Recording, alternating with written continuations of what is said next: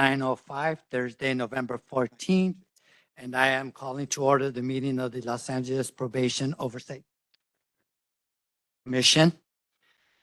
I am Eduardo Mundo, Chair of the Commission. Welcome, and we look forward to hearing from our panelists, commissioners, and the public today on a number of important issues.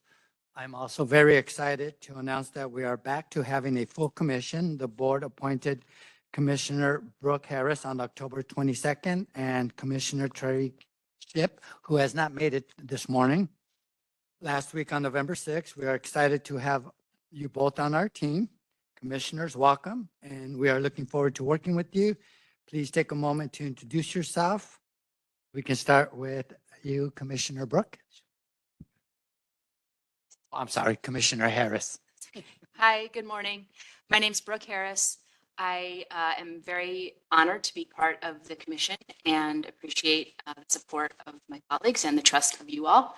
I am the executive director of the Pacific Juvenile Defender Center. We are a statewide organization that supports juvenile lawyers all over California. I also am a lawyer myself. I used to work at Loyola Law School, where I represented young people in court here in Los Angeles County. Thank you. And welcome. Now I will turn it over to Wendy Julien, our Executive Director, to explain how you can participate during today's meeting, and then she will call the roll. Good morning. Welcome, everyone. Thank you so much to all of you who have joined us in person, and welcome to all of you who are listening on WebEx. We invite you to participate in the meeting today, and also welcome to those of you watching the live stream on YouTube. As always, the core value of the Probation Oversight Commission is real public participation. We want your comments today. We want to hear them here live. We want to hear them in writing, and there will be an opportunity for public comment on every item. The way we'll do this is that Chair Mundo will introduce each item. There'll be a presentation, if any. The commission will ask questions or make comments about the agenda item. Then we'll go to public comment. We'll go back to the commissioners. And then at that time, any vote that needs to be taken will be taken. If there are more people in attendance than we have time for, we will consider scheduling additional town halls to take additional public comment. And we also may reduce the minutes of time that are available for public comment today. As a reminder to our panelists and commissioners and public commenters, please speak directly into the microphone. That allows our live and virtual audiences to hear you more clearly. For today, I'd like to ask for everyone to abide by the following code of conduct. Please stop speaking immediately when your time ends so that I don't have to interrupt you. I hate doing that. Please make sure your public comment relates to the subject matter of the item. If it doesn't, you're welcome to give public comment at the end of the meeting in general public comment on any topic that relates to the Probation Oversight Commission. Please remain respectful of each other and the forum, and please share your opinions. We want to hear you. How to participate. If you're here in person, it's very easy. You just walk up to the microphone. You don't need to sign up to make public comment. We appreciate your comments on any or all of the issues. If you're joining via WebEx, you use the little raise your hand function. That's the tiny hand icon at the bottom of the screen, and that will add you to the list, and we'll call you by name. If you are calling in and you want to comment and you're calling in on WebEx, you need to dial *3 on your phone. That activates the raise your hand feature for us. We'll call you by your phone number, and you have to press *6 to unmute yourself to begin with your comment. And I'll explain this again as we go through comments. If you have any technical questions or can't find the hand icon, please send a chat to the host, and POC staff will respond to you. All commenters will have 2 minutes today unless the chair determines otherwise based on the number of people signed up for each item. If you want to make your comment in writing, send us an email at info@poc.lacounty.gov. I'm sure we'll put that in the chat. Please do not send your public comment in the chat. None of us get to see that. Only the host sees it. It doesn't get logged as public comment, and it doesn't comply with the Brown Act. Our meeting's being broadcast live today on our YouTube channel. Thank you to all of you who have been tuning in. We are often reaching thousands of folks who are watching our meetings on YouTube. but there is no engagement with users on YouTube. We encourage you to subscribe to the channel so you can watch live meeting recaps and recordings of the meetings. You can also follow our social media accounts on Facebook, Instagram, and Threads at LA County POC for more information about our meetings and about reports that we are publishing. Buenos días, bienvenidos. Ya se ha iniciado la conferencia en persona y por WebEx. Si le gustaría hacer un comentario público después de una de las presentaciones y está participando en vivo, nomás tiene que pararse y venir a presentarse en frente del grupo. Si está escuchando la conferencia por WebEx, tiene que oprimir el botoncito que parece manita. Y si está escuchando por teléfono, tiene que presionar estrella 3 y le avisaremos cuando sea su turno. Si está viendo la conferencia en vivo por YouTube, no puede hacer comentarios públicos por YouTube. Si prefiere hacer sus comentarios en español, le daremos el doble del tiempo. En esta reunión sería 4 minutos. Serían 2 minutos para el comentario y 2 minutos para la traducción. Y nosotros podemos proveer traducción al inglés de español. Al iniciar su comentario, nomás avísenos que prefiere traducción o usted puede también proveer su propio traductor. I'm now going to call the roll. Before I do so, I think I'm actually going to turn it over to Chair Mundo to welcome Commissionership. Good morning, Commissionership. Welcome to our body, and we're looking forward to working with you. We're hoping you would take a minute just to introduce yourself, let us know a little bit about you, and we'll go from there. Yeah, so good morning, Probation Oversight Commission and community. Tyreek Ship, I'm a system impact youth from the South LA community. Recently moved to Supervisorial District 3. I do advocacy and community organizing at the Anti-Recidivism Coalition, so I work with a lot of other formerly incarcerated youth and system impacted youth. And really, I'm just here hopefully to just give a youth perspective on a bunch of this stuff, right? Because we hear a lot about different perspectives from this board, but we don't get a youth perspective from a youth, right? And so I'm here to just represent the youth and hopefully give them a voice, and then, bring that unique perspective and come directly from working for formerly incarcerated youth and also doing it with currently incarcerated youth. So just bringing that youth perspective to the board, and that's what I'm hoping to give. So thank you. I'm so excited to have the three of you because I think we get to include Commissioner Prater as a new-ish commissioner. Thank you for that very much. I'm going to call the roll. Commissioner Canales is very sorry not to be here this morning, but she is out of town. Commissioner, and please just answer that you're present. Commissioner Harris? Present. Commissioner Jackson? Commissioner Kakani? Present. Commissioner Meredith? Present. Commissioner Prater? Present. Commissioner Ship? Commissioner Terry? Present. And Chair Mundo. Chair Mundo, with that, we have 8 out of 9 commissioners present, and that's definitely quorum, and I'll turn it over to you. That's a good percentage. Thank you. Let's proceed with item 2, the approval of the October 10th meeting minutes. Winnie, do we have any written public comments or live public comments for item 2? Having none, can I have a motion to approve the October 10th meeting minutes? Motion to approve the October 10th meeting minutes. Thank you, Commissioner Kokani. A second? Thank you, Commissioner Meredith. Are there any changes to the minutes? Okay, so I do have a change on page 3, paragraph 3, first sentence. It should read duration rather than during. And that's my only change. Any others? Hearing none, commissioners, please vote with a voice vote. Aye. Okay. Thank you. Motion carries. Let's move on to agenda item 3, which is to discuss and take possible action on an update on progress the Los Angeles County Probation Department has made towards reaching compliance with Title 15 and Title 24, according to the California Board of State and Community Corrections at Los Padrinos Juvenile Hall and Barry J. Nardoff Secure Youth Treatment Facility. This agenda item has 2 parts to it. First, we will hear a presentation from Deputy Chief Epps. Thereafter, we will hear a report from Probation Human Resource Manager Deanne Carly on current department-wide staffing personnel information, including rates of staff on leave, call-outs, deployment of field staff, and new hires to address staffing issues specifically at LP, at Los Padrinos and Berry J. Welcome, Chief. We are looking forward to hearing from you. Thank you. So our efforts towards reaching compliance on the unsuitability regarding staffing for probation are as follows. We developed a facility population reduction plan, which we're working through. We are increasing in that plan our referrals for youth to the community detention program to be monitored on electronic monitoring. To further that plan, we did a presentation on Tuesday to the judges. We developed a new contract for that program.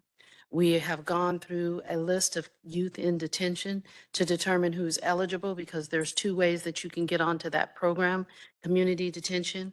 One is we upfront, when we receive an intake, we can assess the circumstances of the youth, and then we can make a referral to our community detention program with a promise to appear and place you on the monitoring program under CDP.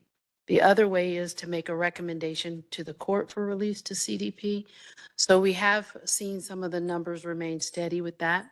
In addition to that, we stopped all cite and releases. We've been actually working on a plan for a while, starting in August. So we stopped all cite and release intakes into the facility and now require that any law enforcement agencies cite and release from the field. So we've been able to deter numbers of youth across from August all the way into October from coming into the facility using that strategy. The other thing, in our intake, there was not a specific intake criteria. The criteria said we just don't take all we take all 707B offenses. And there was a practice of taking anybody that was presented for detention, including kids that were cite releases. Hey, can you help us deal with this thing, with this situation? So we developed a new intake criteria that specifically identifies for officers when you can take someone into custody and when you cannot take someone into custody. In addition to that, initially, we are changing some of the strategies that we do under our supervision for CDP to allow for increased youth. Say if a youth had a gun carrying incident, but did not use that firearm in commission of a felony, we can refer you to CDP if appropriate, but how would we monitor that case? So changing some of the strategies. We're continuing obviously to recruit new personnel. Our current Detention Services Officer Academy has 34 recruits, and that group graduates within the next 2 weeks. So of course they will be working at LP. I checked the POP this morning, and as of 4:27 a.m., the population is 265 youth. I don't know if there's been intakes since my call this morning. On Saturday, we had a low of 262 youth in custody, but that went right back up on Sunday to 274. So those are the efforts that we're continuing to make. And of course, we developed a new staffing plan, a new staffing analysis, and modified the numbers. And so those are the things that we're doing directly. And then Director Carlisle will talk about some of the efforts that are underway through Human Resources.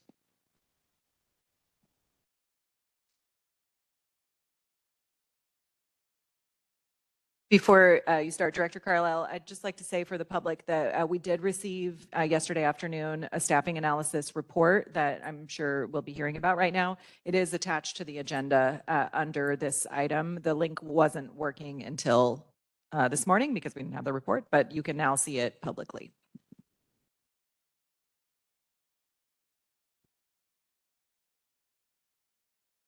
Good morning. So my report is a lot of data, so I'm going to be reading through. I'll stop and give some explanations as I go through, but it is primarily a report on metrics. So a lot of numbers coming your way very shortly. So to start, the first inquiry, and we've reported this out before, so I'm following the same format that I've followed in the past. So I'm going to give departmental staffing data. Basically, our budgeted full-time positions for the department are currently 5,482. So 5,482 budgeted full-time positions. We currently have 3,984 active employees. So that means that we have 1,544 vacancies. We took a look at our turnover from January to October, and that shows us we have about a 6% decrease. I want to talk about some of the things we've done in recruitment. We have a fairly new recruitment unit, and we're expanding all the time. We have partnered with an external agency, CPS, for an advertising campaign in social media. So they're helping us to manage social media outreach and advertising. So what we've done recently, we attended 10 community recruitment events in October. So that means we have a team and a table, and they reach out in the community whenever we can. We've increased our community outreach by about 200%. From what we were able to do before in years past. But of course, COVID played a part in our being able to go out to community events previously. So we're trying to ramp up our community recruitment event attendance. If anybody has a community event they're aware of, please send it our way. We'll be happy to look into that and make sure we have representation. Through CPS, what we've done is we've added radio, bus shelter, and campus kiosks. We've increased our presence on Spotify, on Facebook, and other social media. In fact, yesterday, I believe Chiefs Epps recorded some radio ads for us, so we're very happy to get those out to the community shortly. We have 40 shelters with full-size advertising in them, bus shelter kiosks. So if you've ever seen the bus shelter on the side where they have the advertising, we now have 40 ads up at shelters around the area throughout Los Angeles. We have 4 college kiosks.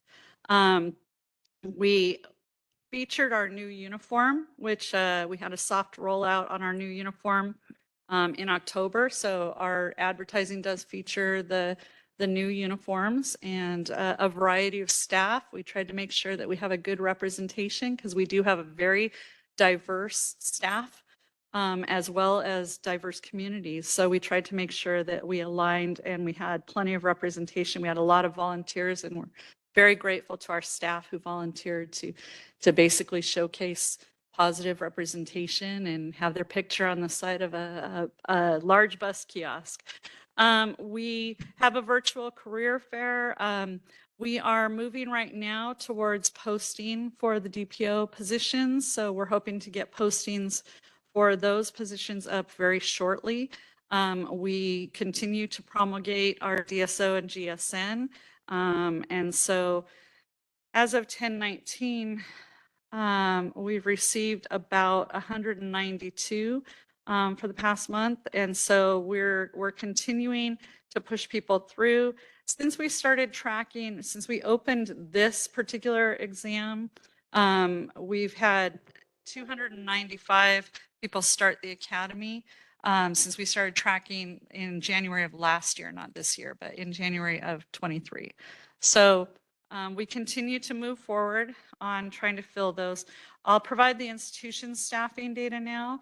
Los Padrinos Juvenile Hall has 746 full-time budgeted positions. They have 499 active employees and 247 full-time vacancies. The chief mentioned that we have an academy class. When staff graduate from the academy, primarily they go to the juvenile hall. Most of them go to Los Padrinos, and some go to Sylmar. So the Sylmar, Barry J. Nidorf, Kilpatrick, and DKC under the umbrella of the SYTF Bureau.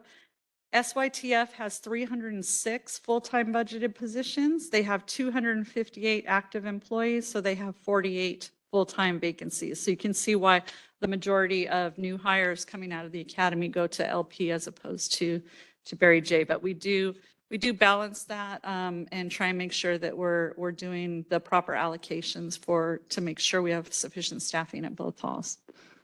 The next item that we've been asked to report out on is leave metrics. So on our leave metrics, we've presented, last time I presented, I believe it was in June and it went through May. So I did include the May metrics as a carry forward.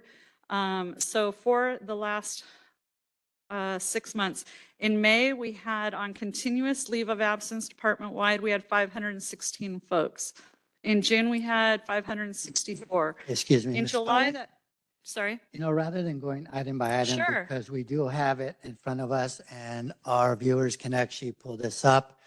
If you can just kind of briefly just indicate, because there's an upward trend here. So kind of just explain the upward trend and what's causing that. And with the other data, just kind of point out the trends. And then if there's anything more specific that the commissioners would like to ask when it's time, then they can go back to the data and go that way. I think it will move along a little faster. Sure, no problem. Thank you.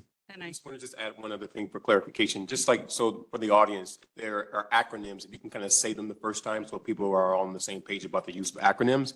And then on the point about continuous leave, just kind of explain like what that is, just so the folks who don't know, I think that, we're trying to educate the public and everybody involved on the conversation. So if you can explain where appropriate some of these terms, and then, when you use acronyms, you kind of like say it out the first time so we know. Thank you. absolutely. Thank you. Okay, so I think I skipped over SYTF. SYTF is a Secure Youth Track Facility. That Secure Youth Track Facility Bureau includes Barry J. Nydorf, Kilpatrick, and a little bit of our Dorothy Kirby Center. Okay, so moving down. Department-wide, so continuous leave of absence means exactly what it says. Somebody goes out on leave of absence and is continuously gone for a period of time. Like if you get a doctor's note and they say you have to be on bed rest for 30 days, that would be considered a continuous leave of absence. The reason that we separate that out is because we also have what's called intermittent leaves of absence. So I can have a medical note, for example, that says, hey, Deanna needs a couple days off a month to care for her mother or her loved one or her child. There's a qualifying process for that under FMLA, but we have a number of staff with intermittent leave as well. And continuous leave is in some ways easier to manage because it's continuous. So Deanna's going to be gone until the 30th of the month. So we need to get that coverage. Intermittent leave is challenging because it could be, I could call this morning and say, hey, my mom has a doctor's appointment or needs to go. I need to be off today. And so it's a little bit harder to manage intermittent leave. That's why we want to report out on both, because we manage both a little bit differently and they do impact our staffing in slightly different ways. So yes, as pointed out, we do have we have an upward trend, and I can explain sort of behind that. So there are a few things that impacted our continuous leave of absence. We implemented a rotation accommodation for our field staff back in May, and we were working throughout May and June of this year to determine how many available realistic assignments we have for staff in the field, and any assignments that we could give to people for short-term accommodation, so temporary accommodation. We assign them and we track them. Because we have more people who are requesting accommodation than we have positions that can be modified appropriately. We are unfortunately in the situation where we have to approve leave of absence as an accommodation. So if we don't have enough light duty or temporary modified duty positions, then we are approving staff for a leave of absence for the duration while they recover and they're able to return to work. So what that requires is us, and we implemented this process in juvenile halls back in 2018 because we had similar issues there. And so what it requires is for us to track and to be equitable. What we do is we do a 90-day assignment because we know we have so many other people waiting. We want to be fair and equitable to everyone. So we do 90-day assignments. We track those 90 days. And then once somebody has completed their 90-day assignment, we go ahead and we rotate them back on leave if they're not able to return. If they're able to return, then we move somebody else who's waiting for one of those assignments onto it. So it's a continuous process. It was just implemented.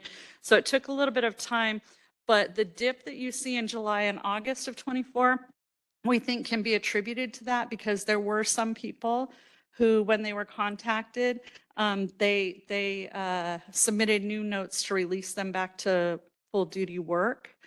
But at the same time we were doing that, we were also reviewing all of our staff in the field from a perspective of whether or not they had permanent work restrictions on file that might prohibit them from completing peace officer standards. So there are basically two ways that we look at our staff and their ability to do their work, right? We look at their class spec. What is their class spec? A classification spec, and they're online at the CEO. You can look at every position in the counties, every classified position, and you can see these are the essential functions that we would expect someone to do day to day. Now, the post guidelines are kind of the overriding guidelines for what a peace officer should be expected to do. So what we're doing now is we're looking at both the post requirements for a peace officer and our classification requirements.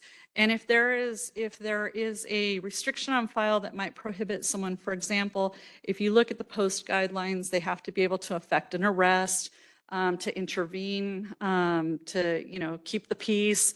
There's a number of things that peace officers are required to do because they're peace officers. So we're looking at those two, and what we found is we have a number of staff who are not able to hold peace officer status because of whatever particular permanent work restrictions they have.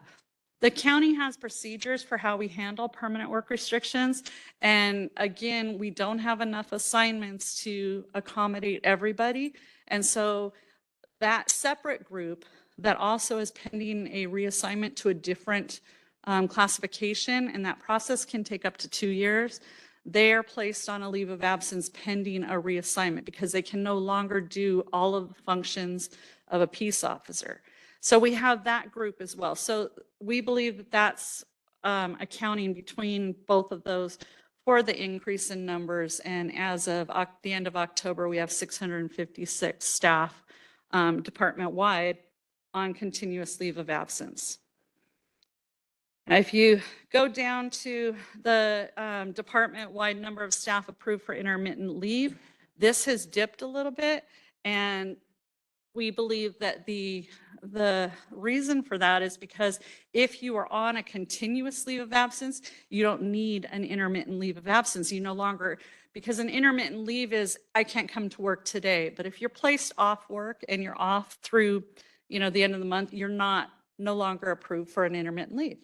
It supersedes. So that's why those numbers dipped slightly. Now, if you go down to the number of staff on continuous leave in institutions, it's come up a little bit, but the percentage is much lower, as you can see. And we believe that the reason for that is because our rotational implementation of leave and how we manage it has been in place for several years there. So it's much more stable. They're used to the 90-day rotations. We have, in fact, at Barry J, we have enough assignments to be able to offer to anybody who's assigned there.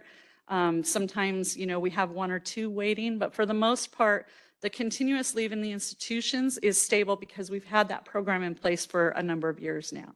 The field program, we're still refining and we're still, finding who needs it, looking at the accommodations to see if there are any other assignments that we can add, et cetera. So I expect that the field will stabilize probably in the next year as we look at more assignments, as we look at the process, and as we get people basically used to how the rotational assignments work for modified or light duty.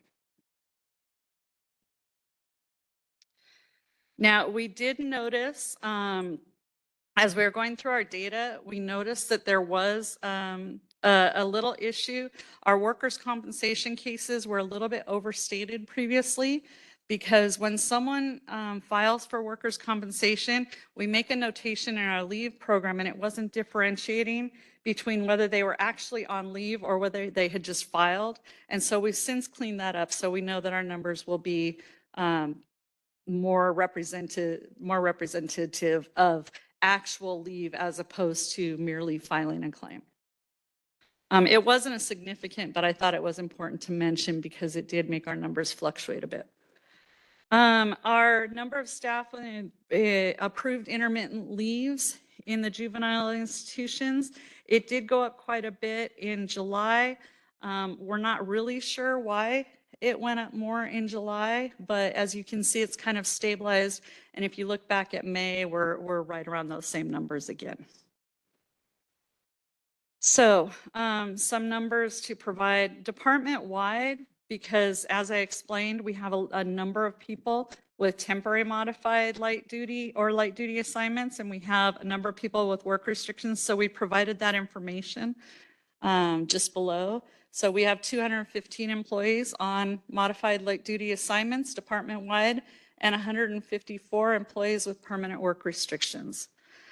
So when I presented this back in January, we had 64 staff department-wide on modified duty, and we went up to 215. Again, that's because we have since implemented in the field, and the field has a number of staff that are currently on requested light duty or modified duty. So that accounts for those increases. As far as the institution staff on light duty, there's been a slight increase, but it's still within. We had 55 back in January, we have 72 now, and it's kind of fluctuated in between in what we'd expect to be sort of a more normal fluctuation. Department permanent reassignments. As I said, we have 154. In January, we had 36. Again, as I explained earlier, we know that we have had a significant increase because we're looking now at their ability to not only meet the class specs and their day-to-day work, but to meet those overarching peace officer standards and requirements. And so that has accounted for the significant increase. We are working with all of the people who've been identified on permanent work restrictions. We're working with them to find alternative positions within either the department, or if we're unable to find in the department, then countywide. Okay. Any questions on leaves?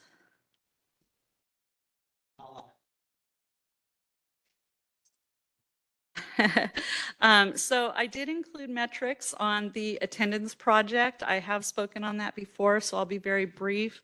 We're still focused on addressing attendance as a root challenge for us in staffing at the juvenile halls. So those efforts that we've put in place continue. And so there's some data there just showing how we have addressed the attendance project so far. We did add in a focus on both no call, no show attendance as well as tardiness, because all of the varieties of attendance issues we have impact staffing. So those numbers are presented there. As I said, I have talked about the attendance project before, so if no one has any questions on that, the update is there for your review.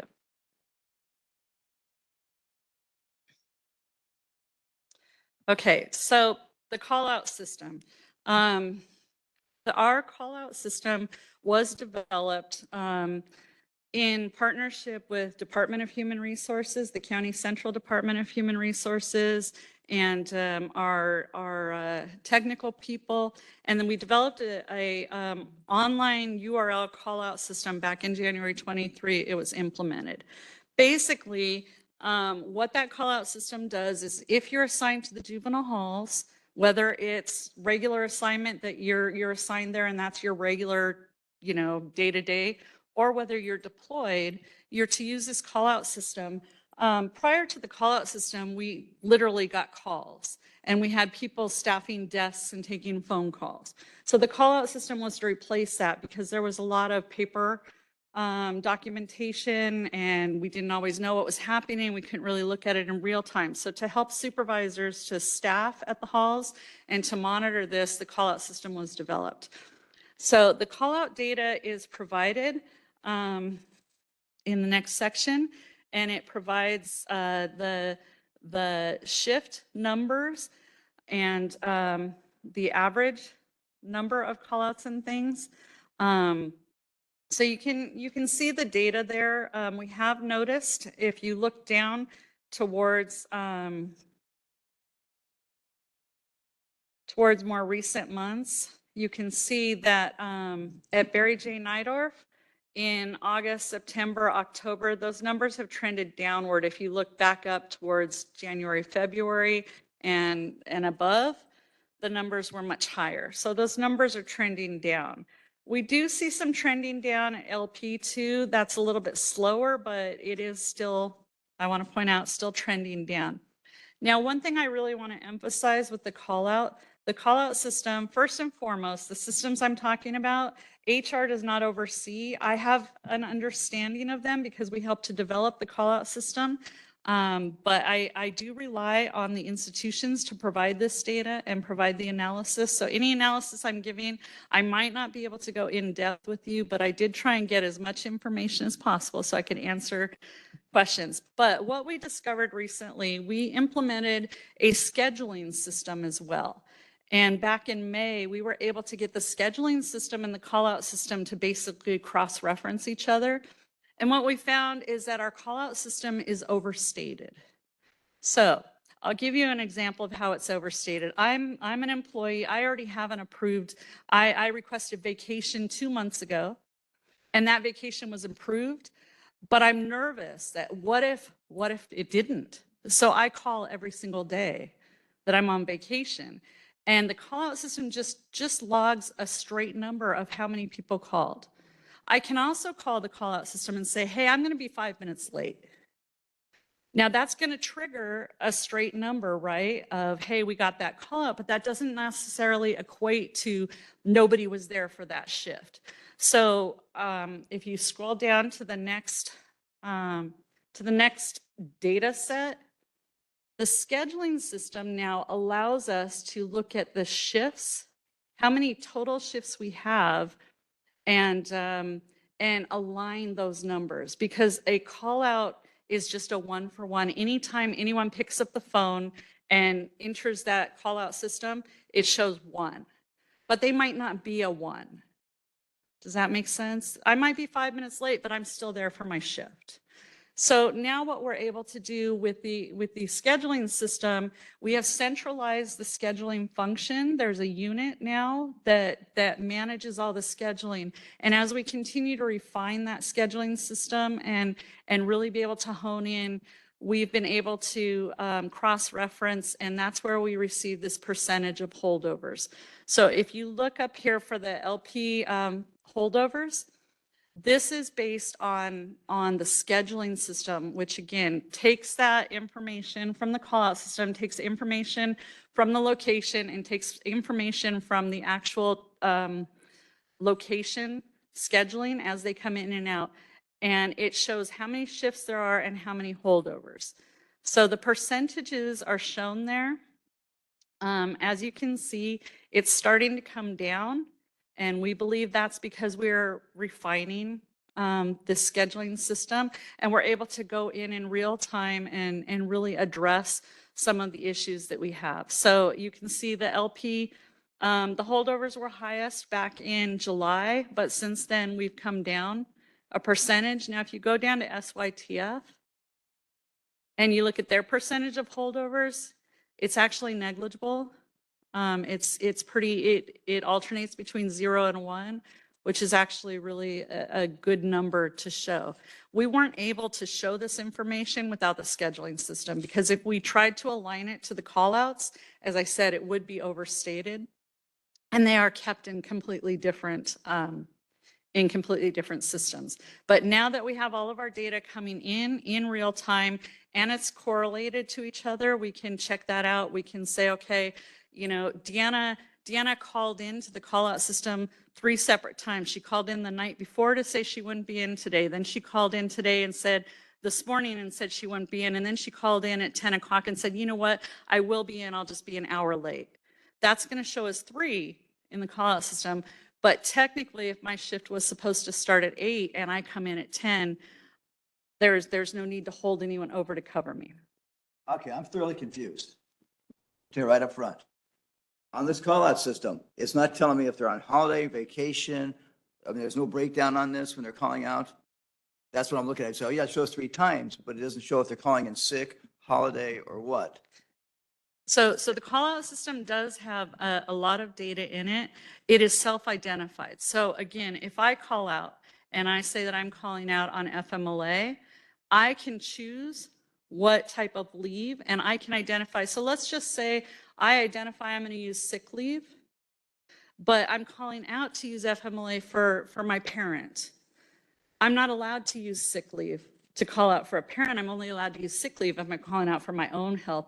So they might say vacation, but we have to circle back and say, hey, vacation is not the appropriate use. So we do have that data. The system does track all of that data, but it's not necessarily validated or useful data. It is self-reported data. I'm going to call out and say, I'm going to take vacation. Maybe I don't have vacation. Well, to use your example, if somebody calls in late, it shows as a call out, correct? Mm-hmm. This doesn't tell me anything, so I got a whole lot of call outs with no explanation. That's where I'm confused. So we can pull information from the call out system, but it's self-reported information. So that even though I could tell you 27% called out and indicated they were going to use vacation, that metric might not be valuable because they might not have vacation, they might not use vacation, they might not be approved for vacation. So it really is the call out itself that significantly impacts the facility. What time they use or what they're requesting it for is not as significant. We do go back on the back end and check all that because again, we have staff who call out and say, I'm calling out FMLA. We have to go back and make sure that you actually have approved FMLA on file because if you don't, even though you said you're calling out FMLA, and it might say we had 300 people who called out due to FMLA, we might only have 120 that have approved FMLA on file. And that's for us on the back end. We use that system to verify, but it's not very accurate to report out because it's all self-reported data. And as I said, sometimes staff self-report 3 times for the same day. Thank you. Report continues, or are we done with the report? That is all of the information that we provided. Are there any specific questions? Perfect. Let's get this meeting back in order. Commissioners, well, thank you. Commissioners, do you have any questions or comments? Please raise your hand and wait for your name to be called so we're not speaking at the same time. Commissioner Meredith? I actually have several questions. One is on one of these reports, I hate this microphone. On these reports, it talks about Central Juvenile Hall on here. We have staff at Central Juvenile Hall? We do have some staff at Central Juvenile Hall. I believe it's still being used for medical and some other storage type things. So we do have some staff still assigned to Central Juvenile Hall. Okay, that was a big question I asked. I kept seeing Central Juvenile Hall on here for call outs. Right. And again, I was close with, I'm still confused on this call out system. It doesn't seem to be valid to me if somebody's calling in late and we're recording it as a call out. Commissioner Harris? Thank you. I have sort of 2-part questions for both of you because I'm trying to understand the ratio of young people and staff and what constitutes a safe facility. So there are 499 active employees assigned to Los Padrinos, right? Is that from the first? Yeah, first page? budgetarily, so permanently assigned to that location. Okay. And so is it correct? Am I reading this right or understanding you correctly that if I go to the page of the number of staff on continuous leave for the juvenile institutions, that 203 in October of that 499 were on continuous leave?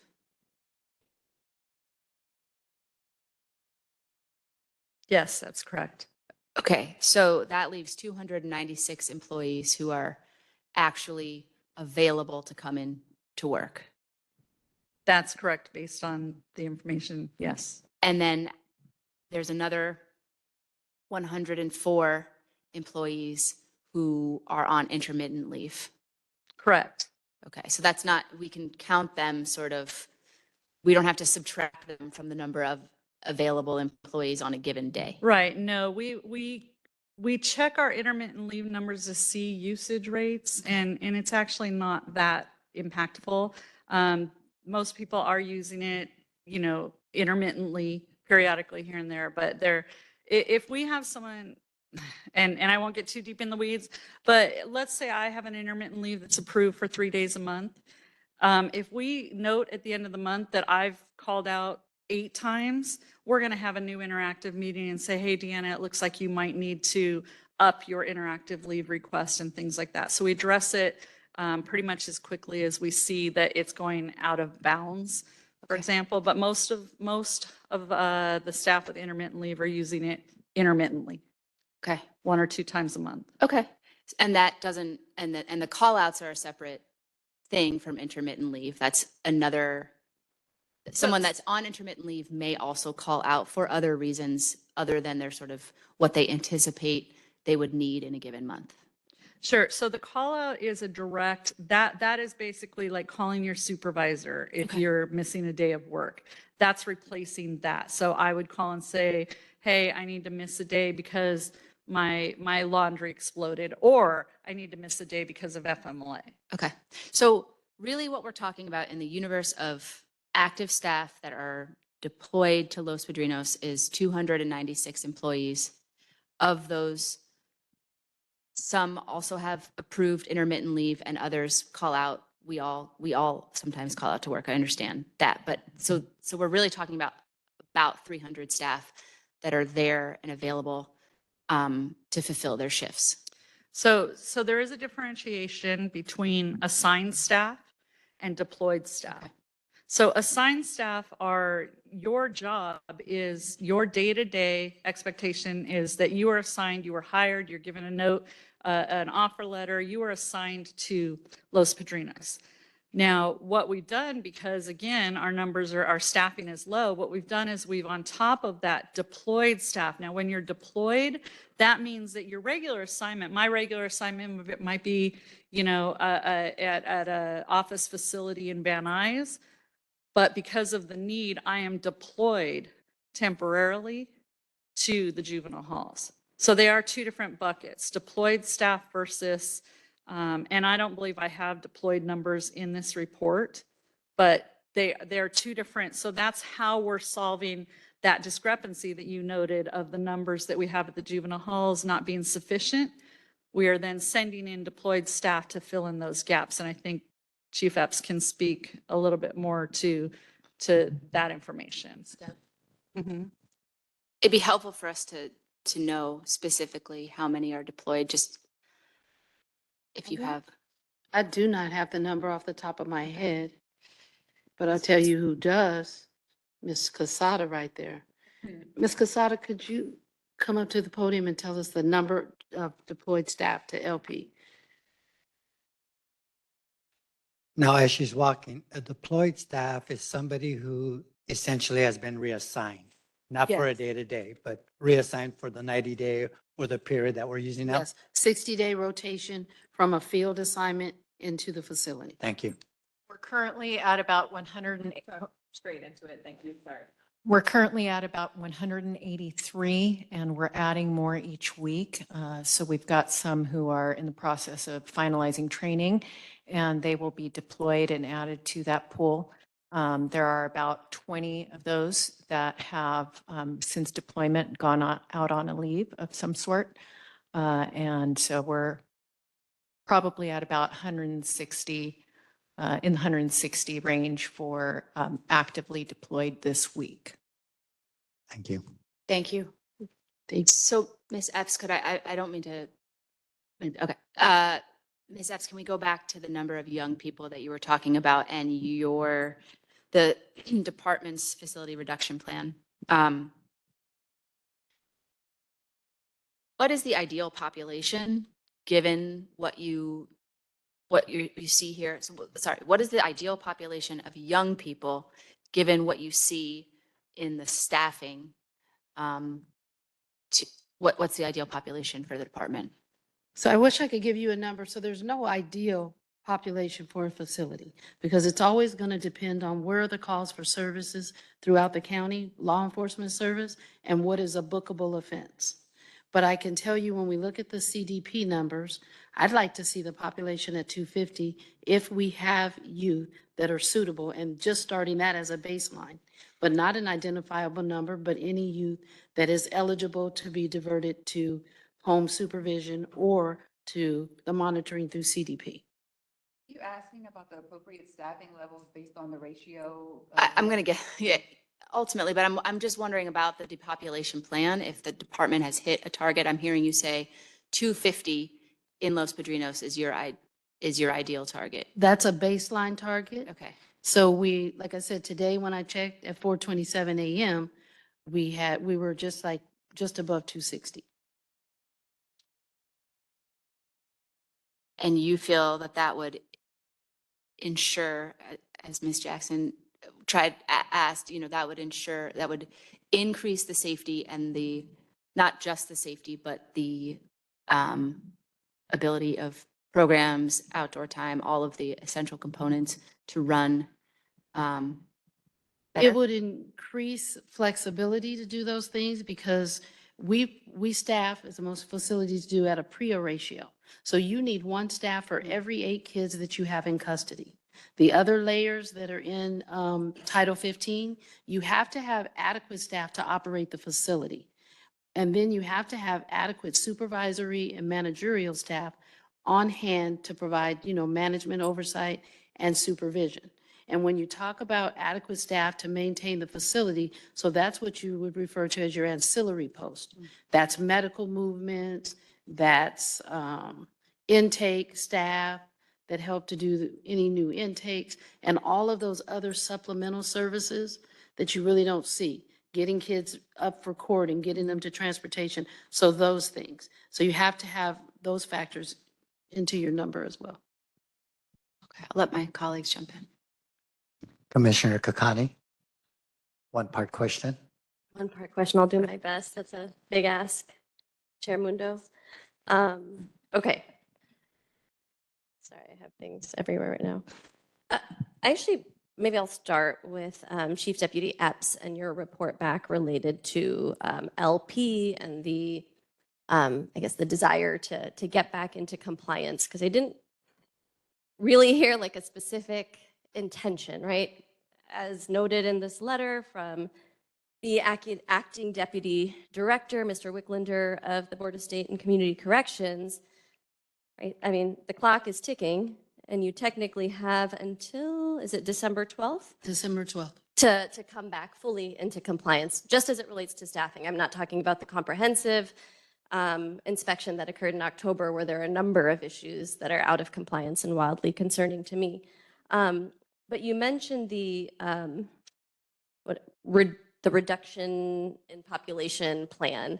Is that the same plan that's referenced in Mr. Wicklander's kind of letter to probation that has no completion date? Or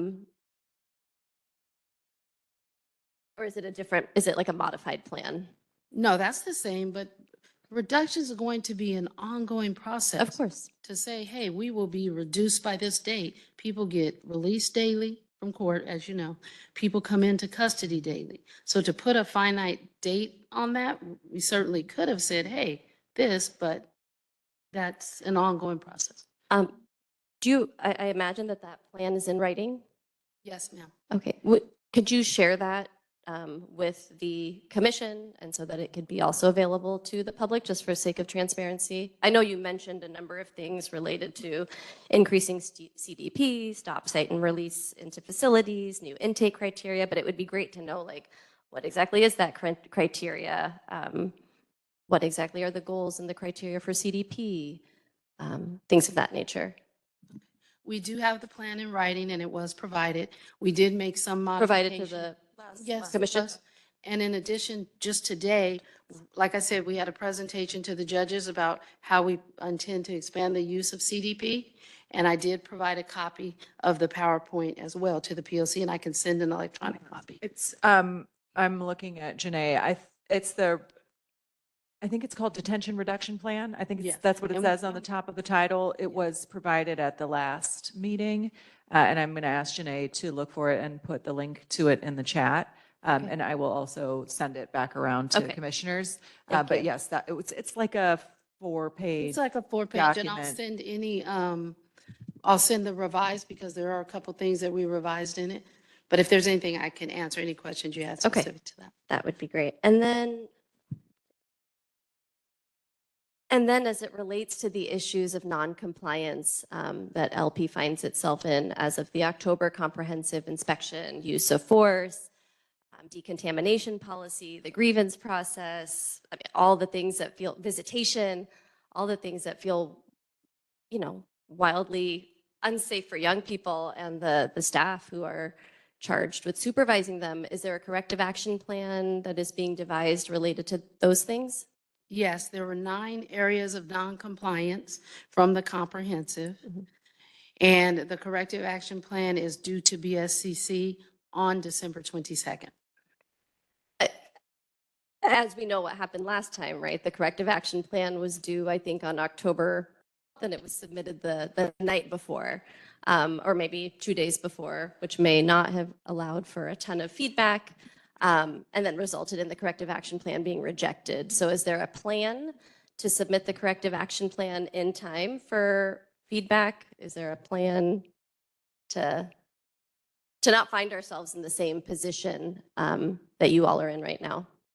The plan was submitted actually the day it was due, Oh. within the designated time frame. I think it was due 5 and it was submitted at some point in the afternoon.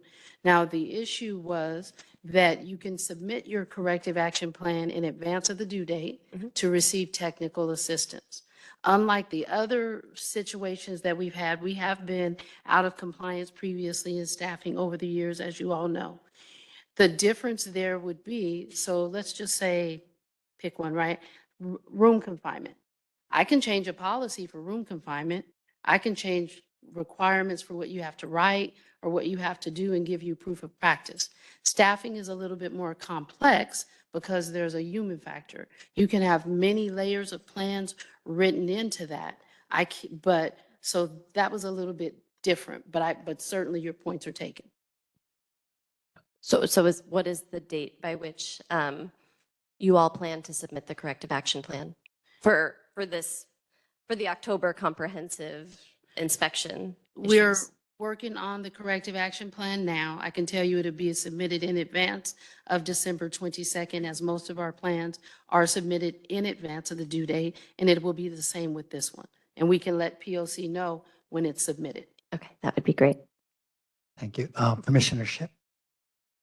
Yeah, I know it's my first day and I got 1,000 questions, but I'm gonna save it till round 2. So, right, you talked about that right now there's 265 youth at LP, right? And that's a big dip from 300, but we know that movement out of LP has been a big issue in the county in general, right? So I want to know and you talked about reducing the population as well. So I want to know what percentage of that is the reduction plan? And also what a percentage of that is you just being moved to their final place? Like if they're going just to kill Patrick or Mary Jane Idoff, what is the difference? Like, what is the percentage difference? Are we actually reducing the population by actually decarcerating youth and letting them be on CDP, or are they just going to their final places? Like, what is the difference in that? So our plan, we are going to come into compliance where we are at LP to address the staffing. That is where we are right now on that. As far as, yes, we have seen many things. So for us, the decrease or increased referrals to the Community Detention Program, CDP, I'll keep repeating that acronym, goes hand in hand with every reduction strategy. Because in order for you to increase putting kids in the community on the supervision of those plans, we're also increasing other things. So I will say, I know some people agree to disagree. So you have to have things where, say, if there's a violation of probation, some violations on first, what do we have if a kid is up for violation because they didn't go to school?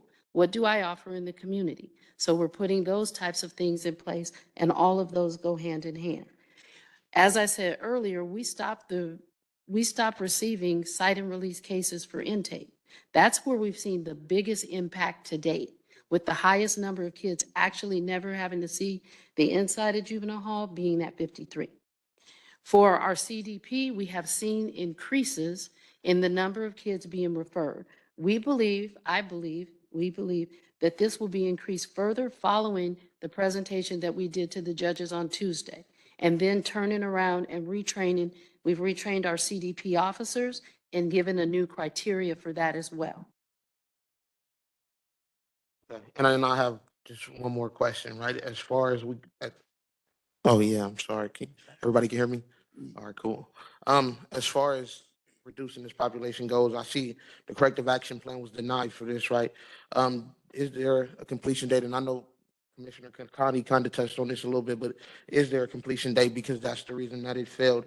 Will there be a completion date? And I know you said you're working on the corrective action plan, but would it be possible that we can get a little taste just because we have so much community in here and they want to hear about what we plan to do to correct this staffing issue and all the issues inside of there? So can we get a little taste of the corrective action plan as far as it comes to staffing? So the corrective action plan that we submitted to the state is the one that stands. We did revise it when we got the notice that the corrective action plan was denied. That plan too, we were told, hey, it's after the due date, but we on our own sent something in, hey, we revised it, still not acceptable. But we will continue to work through the plan on our end and up to and including recruiting staff, doing the reduction plan, reconfiguring the staffing analysis, which is the number of staff you need per youth for ratio, and your ancillary post as well, as we continue to get a decline in the population. Sure. I'm actually looking at Commissioner Kakani to correct me if I'm wrong about this, but I believe that because the corrective action plan was denied, it wasn't made public and we never saw a copy of it. Am I right about that? I never saw it, and I looked at I know you said that there was something that was attached to the October agenda or a previous meeting. There's nothing on the October agenda or the September agenda or the August agenda for that matter. It wasn't on the agenda. It was something provided at I'm talking about, I think we're talking about two different things. Okay. So the detention reduction plan was provided in paper at the meeting in October, and then, so we have it on paper, and sent out and can be sent out again, and we can attach it to today's agenda. I'm talking about the corrective action plan that was denied. I don't think was ever Right. made public. That's my understanding. I haven't seen it anywhere. So I don't know whether that's something that the department might be, I don't know whether that's what commissionership is asking about, but you may be thinking that the commissioners have seen the corrective action plan and they have not. Okay, so I will check because I'll be honest, I've never been in this situation of, well, this second time since I've been here for an unsuitability issue, but I've never been in a situation where a cap was denied, not public. So I will find out my parameters if we can share it. And if that's the case, I will notify when I get back to the office and we will provide this if I'm able to. Okay, so I'm going to take one more question from Commissioner Terry, and then we're going to give the public a chance to weigh in, and then we'll come back and we'll give our last questions. Commissioner Terry? Thank you. I was just wondering, I know you shared a lot about the staff recruitment, and I was wondering if you all could share what's happening around staff retention, specifically how are staff concerns around safety and a lot of the issues that we hear about. Yeah. What are you all doing to retain staff? And then how are you all addressing those concerns, internally with current staff? I talked last time about us rolling out proactive supervision. We're still actively doing that. And I do know that our consultant who helped develop that has agreed to come in and do a presentation because the commission did ask for a presentation on that. So he is available next month to do that. I know that we are working on a staff retention plan that is not complete yet, looking at the issues. I know there was something that Ms. Carlisle mentioned about the 6%, because what we found, some of the people exiting either through retirements or taking other jobs is not significantly high percentage. So looking at staff retention and staff morale, we are looking at a plan for that. So I can share that when we're done. I believe that we should have something next month, so I can come back and do that so that it's more clear instead of me just giving off the cuff answers. Thank you. Hey, with that, Wendy, do we have any written or live public comments for item number 3? Thank you, Chair Mundo. Yes, we have received written public comment that's already attached to the agenda. If you'd like to submit written public comment, please send it to info@poc.lacounty.gov. If we get it by 5 p.m. today, it will be attached as part of the record for this agenda item. We'll start with public comment in person. For those of you who'd like to make public comment, please make your way up to the podium. And are we able to put the timer up on the screen? That would be awesome, if possible. If not, I'll keep the timer and let you know when it's over. Welcome. Deputy Probation Officer Pettis, I want to address what Ms. Carlisle said about a 90-day leave. I'm on a 90-day leave. I left August 13th. I was supposed to return on November 13th, which is passed. I don't need any accommodations to do my job. I was sent home without pay, so I was supposed to do 90 days on, 90 days off, and now I'm not back. So I contacted HR. HR sends me to Disability Management. Disability Management sends me to Chief Epps, who sends me to HR. I'm a little confused. If somebody could assist me. Is that's it? Okay, thank you. All right, next. Good morning. Good morning. Jessica Gonzalez from CASA LA Youth Justice Program Manager. I just want to understand a little bit better about the process of probation, making the recommendation for CDP for youth that are currently detained, and whether that takes into consideration the dual status youth who lose their placement when they stay in detention for too long, lose their mental health providers, lose contact with family, and understanding that we're in court all the time for the kids that we get to support. There aren't any DORs being submitted on their behalf.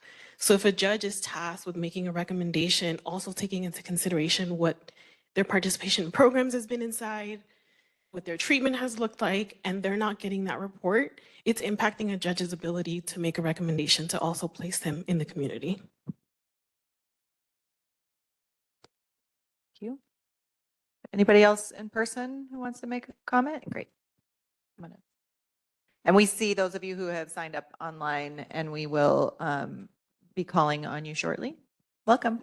Hi, my name is CA. I'm with Layup. I apologize, I haven't had the chance to read the report yet in terms of reducing the population in the facility. You said that they're changing the criteria for intake. I'm curious about the cases that are already existing that might be pre-dispo that meet that criteria. Are they being prioritized to be released as well? So under that same criteria, are those cases be reassessed under that criteria, if that makes sense?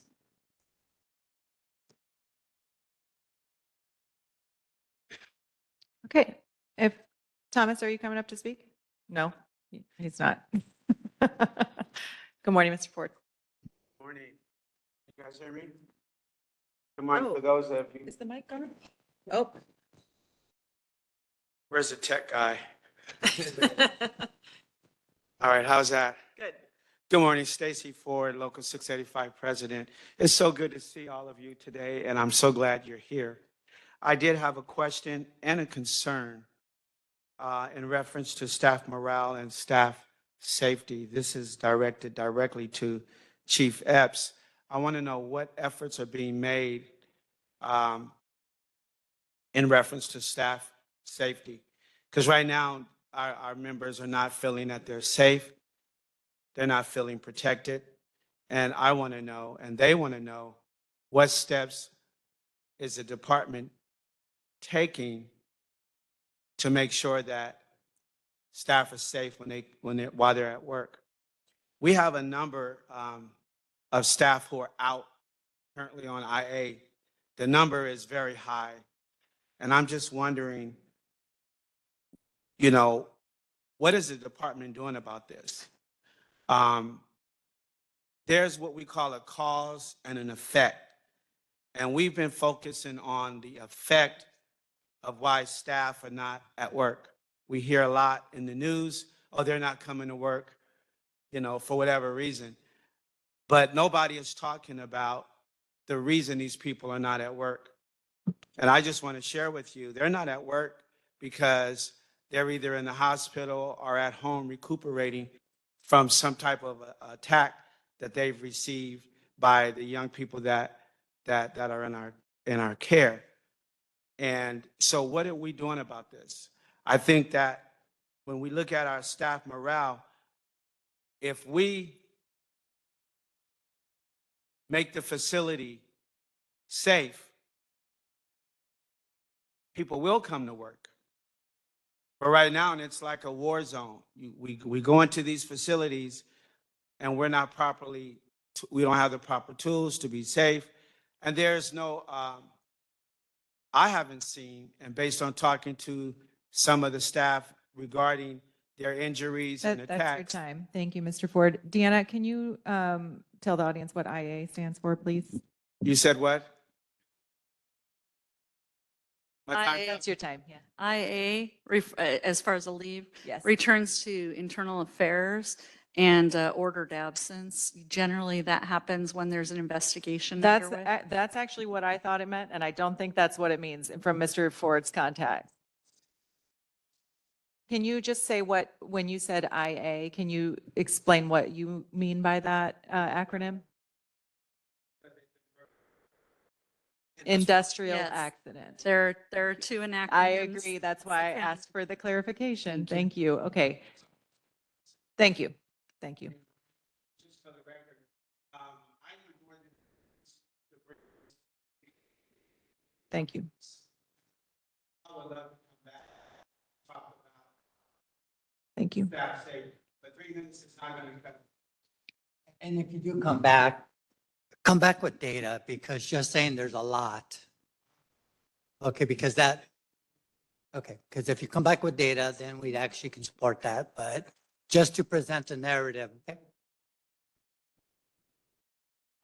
Thank you. Welcome. Hello, my name is Stephen Calderon. I'm 21 years old, and I came with Anti-Recidivism Coalition.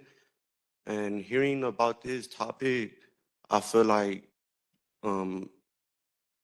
having everything stated clearly is important, because you guys are focused mostly on the living, on the building, on the building situation, living situation.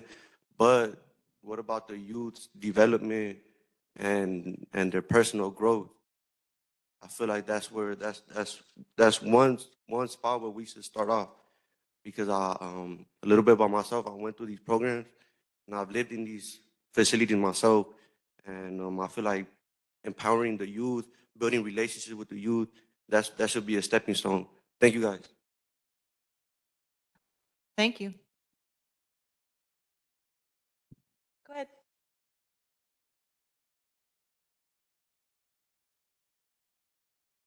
Good morning. My name is Joshua Elijah Charles Sr. I'm an advocate for the Anti-Recidivism Coalition.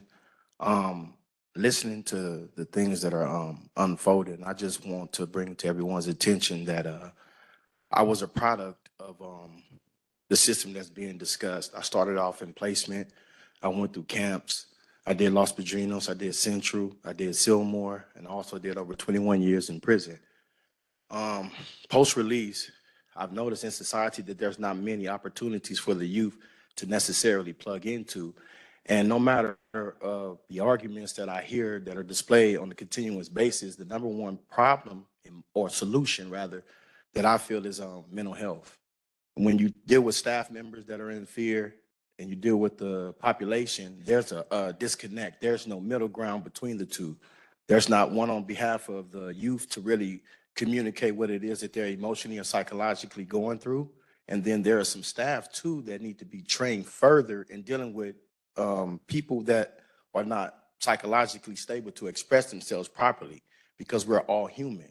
So due to the fact of that being, I've been in circumstances where I have had physical altercations with staff members where they provoked and actually promoted the behavior. They told us that they were getting us ready for prison.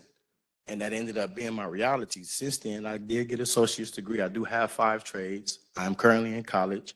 I've turned my life story around. That's not the end story of my being, but I just want you guys to just keep in mind that when we're passing policies or what it is that we need to do for staff protection, that we need to lay greater weight to just the mental health. I know it's the funding. I know a lot of things get turned down in legislation. I know it don't work like that, but I feel that there's been a change in the tide and how everything is going. So having that understood while on this journey, I think is very important. That's all I have to say. Thank you. Welcome to those of you who are joining us in person for the first time. Thank you for being here today. Good morning, Michael Davis, Deputy Probation Officer, AB 109, LP Juvenile Hall, probation for 36 years. I've seen what works and what don't work. I've been here.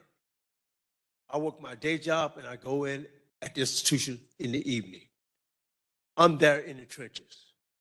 And the biggest problem is that staff feels they have no support from management, period. You talk about morale, that's what kills morale. They have no support from management, period. They feel management is more there to be punitive to them than to support them. They don't have the tools to work with, and they do not have the support. I'm there because I am Local 685 secretary. I'm there to support my members. I'm there to give them what they need, to talk to them when they need someone to talk to. They don't have that from management. They don't even see management. You don't have seniors in the building. You don't have supervisors in the building.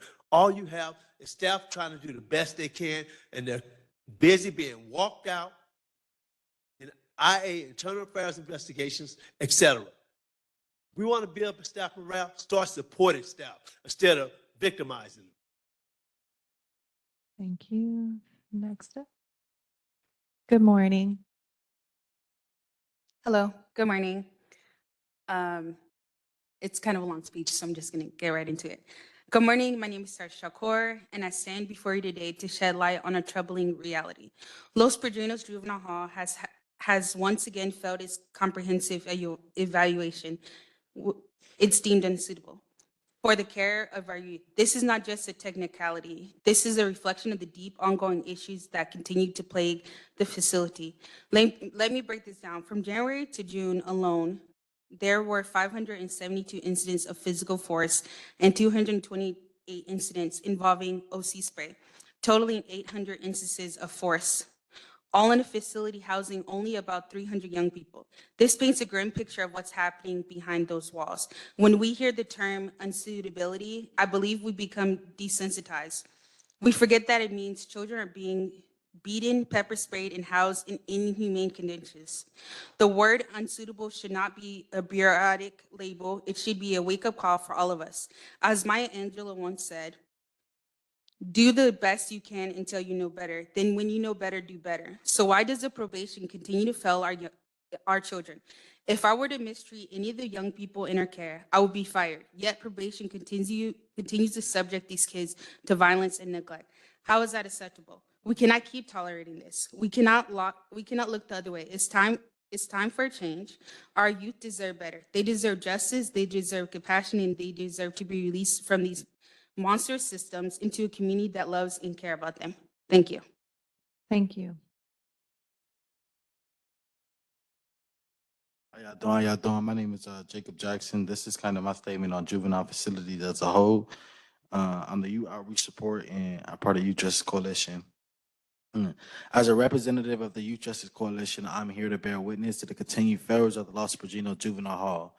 Despite multiple promises of reform, LP remains a place where trauma is intensified, not healed, and where our youth are subjected to conditions that harm their mental and physical well-being.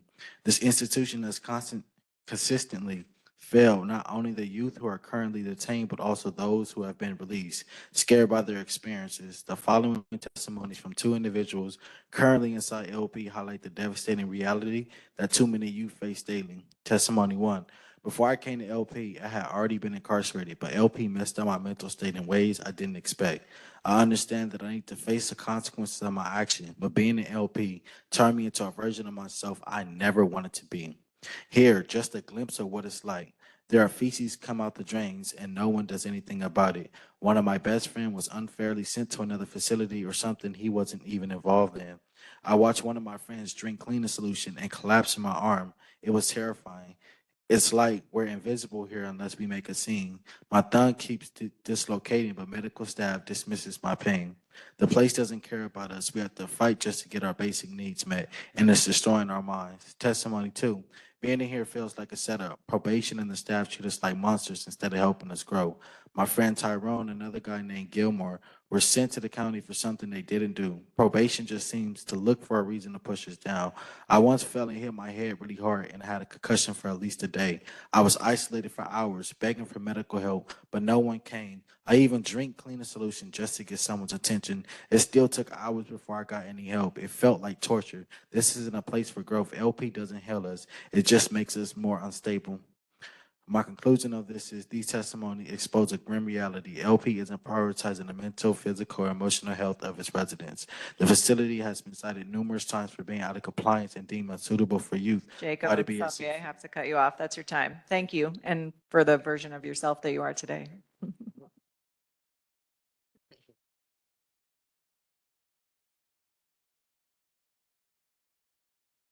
Good morning. Can I start? Awesome. Good morning. My name is Emily Zamora. I'm a youth organizer and policy associate with YJC. I can't say that I'm surprised that Chief Vieira Rosa didn't come up today. During such a critical moment with Los Padrinos being found out of compliance with staffing and programming and the ongoing human rights violations that youth inside of the halls experience on a day-to-day basis. You can't mask a failing department, and in every sense of the word, the probation department is failing in keeping our kids safe, but goes above and beyond to save their own positions, the exact opposite of a care-first approach. From the report provided today on the coddling of probation officers who continue to call out, refuse to show up to work, and still get paid full-time salaries speaks for itself. Instead of going over numbers and figures that don't really matter, let's get into what probation department is responsible for. As of Tuesday, October 22nd, half or 51% of LA County's incarcerated youth population is caged in an unsuitable facility.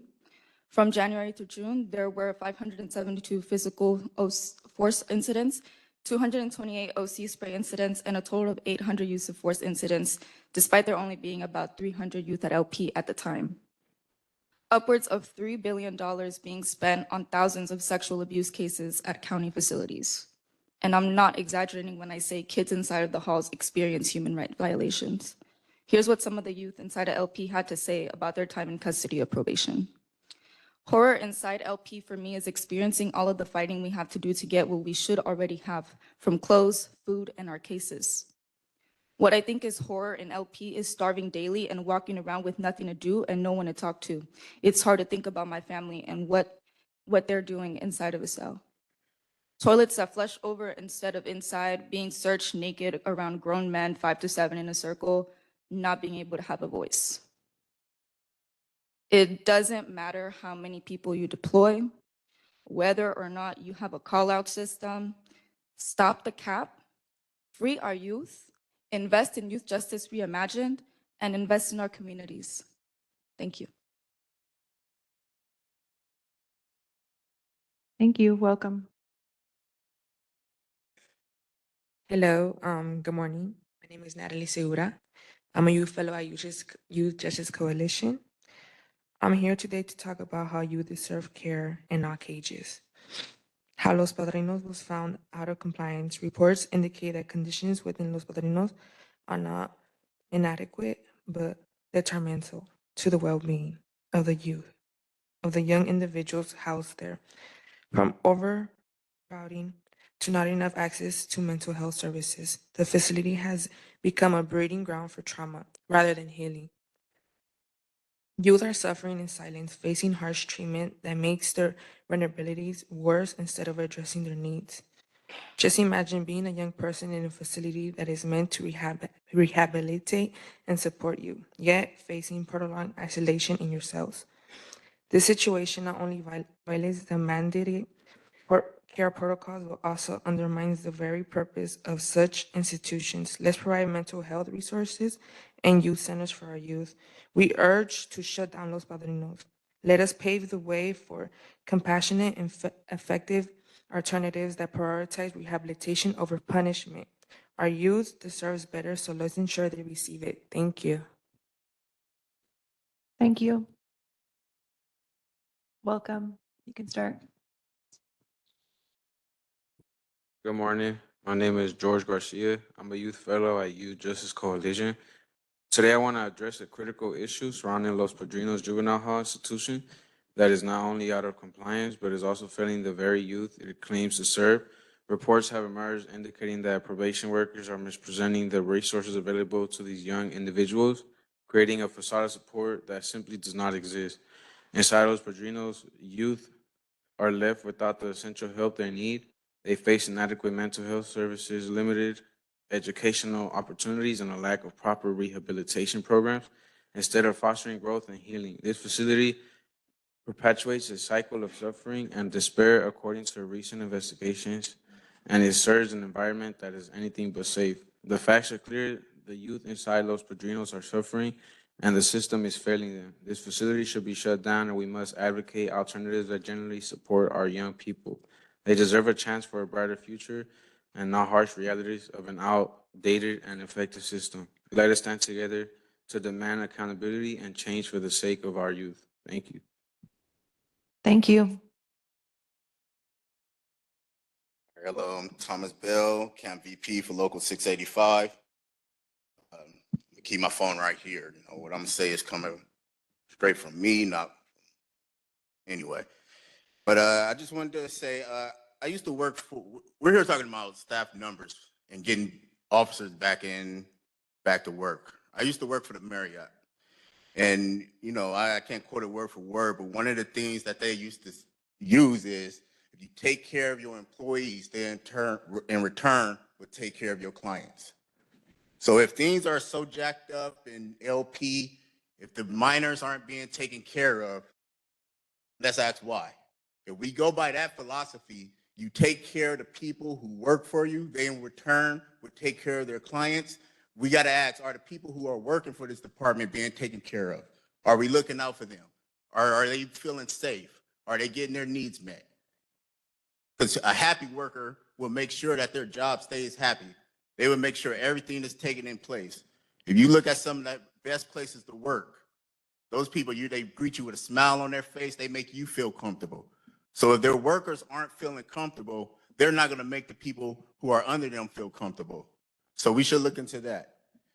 We got people who are offline. We got people who on IA. We got field officers who are not in the field right now, but are at home because they can't go into the field. This demoralizes people. This demoralizes morality within our field, and within our halls. So let's take a time and think about that. I think only one commissioner actually mentioned about officer safety, about how we feel as officers. You know, I didn't expect any more really, but I appreciate you even bringing that up. But let's look at that. If we go off a successful business, since we're failing so bad, let's go off of what a successful business philosophy is. Take care of the people who work with you. They in return will take care of the people they take care of. Thanks, Mr. Bell. Is there one more? Lena, are you coming up? Okay.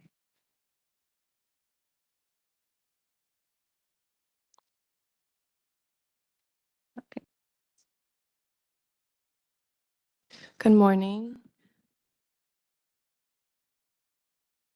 Lena Mallett with the Children's Defense Fund. And Layup, you talk about cause and effect of a facility being unsafe for staff, resulting in officers not showing up to work.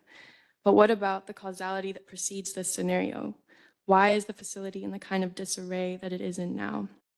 It is exhausting to hear grown adults with mortgages, with car payments, and likely with grandchildren showing up and blaming young people, blaming children for the very systemic failures that are man-made and cemented by every single officer that chooses to commit their life to this institution. Almost every meeting, we have seen staff show up asking for questions that should have otherwise been answered by the folks who manage them. You talk about not feeling supported, about feeling left to figure out on your own. You are here begging for care, the same way that young people have been pleading for decades.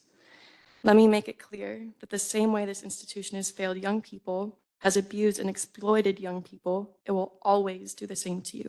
This system has no capacity for care for any kind of human being.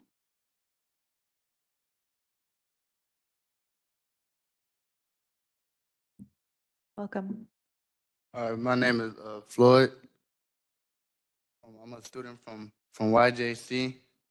I'm here to address the Chief of Probation, Victor Rosa, why Los Paginos should be shut down.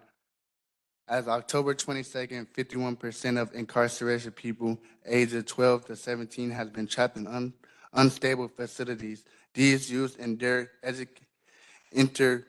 intercrave education and interpersonal mental health support, overcrowded lack of remind to work programs, and unstable.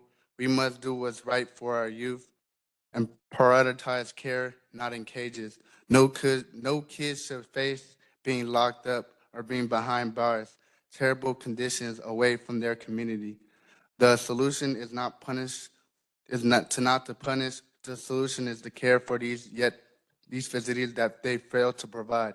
Safe environments, access to health care, family, reducing support concerns, jail concerns, long-term trauma to a present system. We must act now. We must call the chief of the Rosa to invest in solutions that really work, like our community programming and uh, alternatives to incarceration and team mental health, resources, youth jobs, housing. It should shut down, free our youth. Thank you. We're going to go now to online comments. We have 5 people signed up to give online comments, and with that, we will close public comment after those 5. They are Stacy Graham, Taliba, Adrina, Helen, and Sean. So we'll start with Stacy, and I do think we can put the screen up online for them to see. Great. So Stacy, if you can unmute yourself. Hello, can you hear me? We sure can. Thank you. I just want to pretty much talk to the chief. So for the last several months, each time you come into the POC, you never really have answers. You always say, I don't know, but you're getting paid a lot of money to not have any answers. My other thing, as far as the staffing, I think those numbers are incorrect. I think they just come up with numbers so that they can appease the meeting. However, from what I hear, majority of the staff that are in the units are all deployed staff. So the 499 staff or the 200 and something, most of those staff are just walking around. They're not necessarily in the buildings. And that is why there are so many incidents, is because the buildings are low with staff. All of the staff in the buildings are all the deployed staff. There are no really regular staffs in the building, maybe 1 or 2. So out of the 200 and something staff members that are actually assigned to LP, they are not in the buildings. So unfortunately, the chief constantly giving out incorrect numbers, and I think they do that on purpose. And then also, since her and Chief Guillermo been hired, with their tactics and their plans, I think that since then, more than probably 10% of the field staff have quit, resigned, or transferred. So we are losing numbers or staff daily, more than the numbers that you can actually hire. So that needs to stop, or the board or the POC needs to recommend for a new chief. Thank you. Thank you. We'll go next to Ms. Coffey. Taliba, if you can unmute yourself. So to start off with, the elephant in the room is Guillermo is a no-show again, which is basically how he runs the department, how he treats us.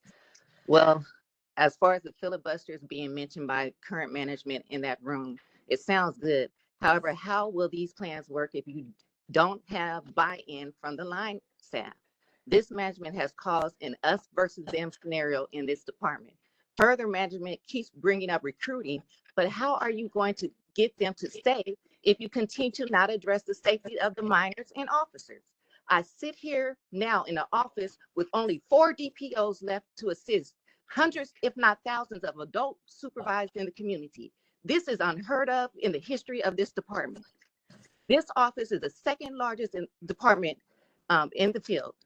Yesterday, our kiosk machine was down. So imagine how busy it was for 4 DPOs to handle an office full of adult probationers from 8 a.m. to 5 p.m. just to make sure they receive reporting credit. This department has been the worst managed I have ever seen in my over 25 years in service.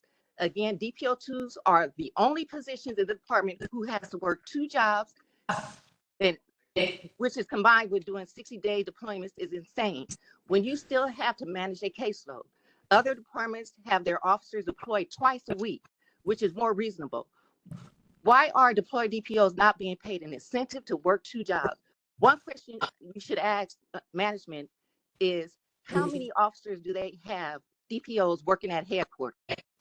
Isn't it supposed to be an all hands on deck approach?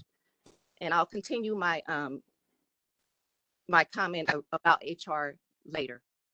Thank you. Thank you. Next up, we have Adrina. Adrina, you can unmute yourself.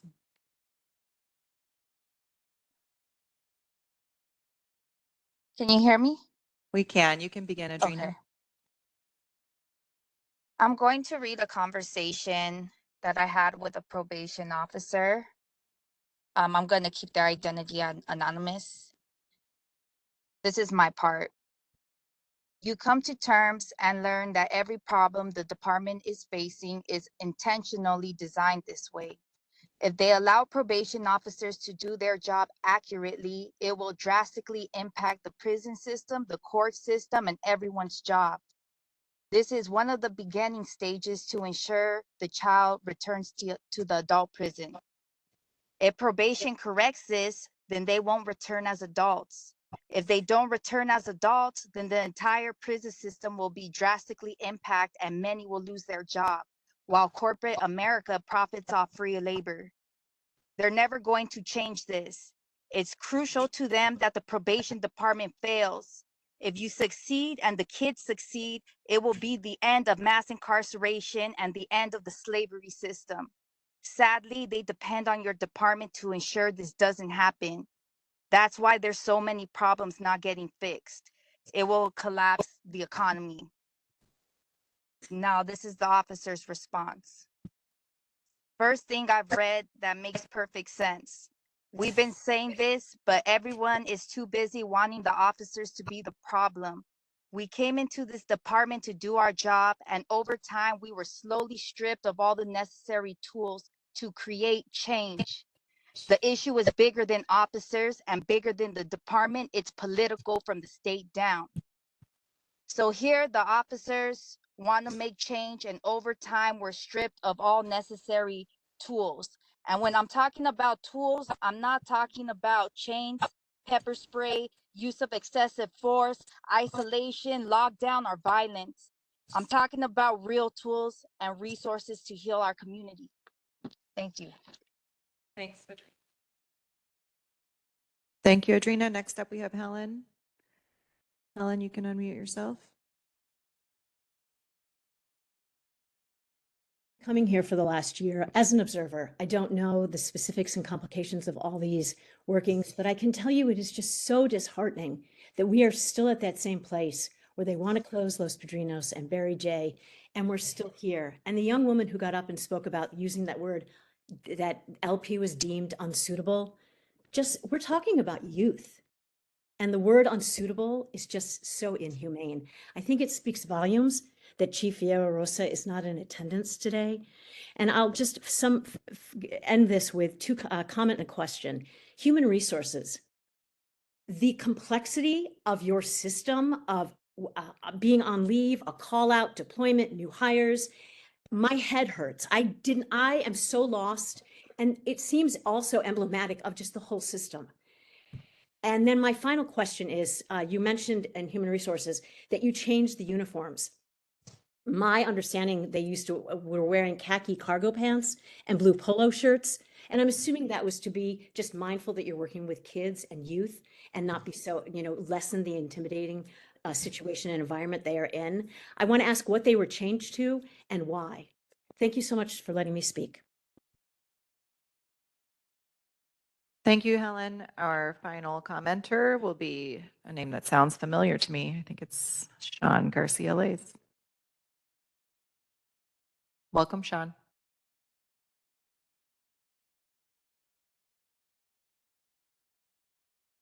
Sean, we can't hear you. You may need to unmute yourself.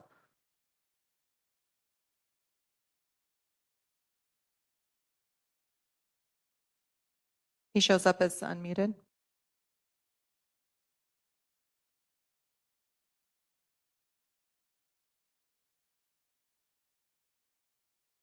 Sean, we're ready for you, but I think we'll move on. We can hear you. Did it change? Are you there? Oh, yes, we can hear you now. Go right ahead. I will tell you, this is a lot harder from this side. I must have pressed unmute 50 times before it finally worked. Welcome. Yeah. I'm starting your clock.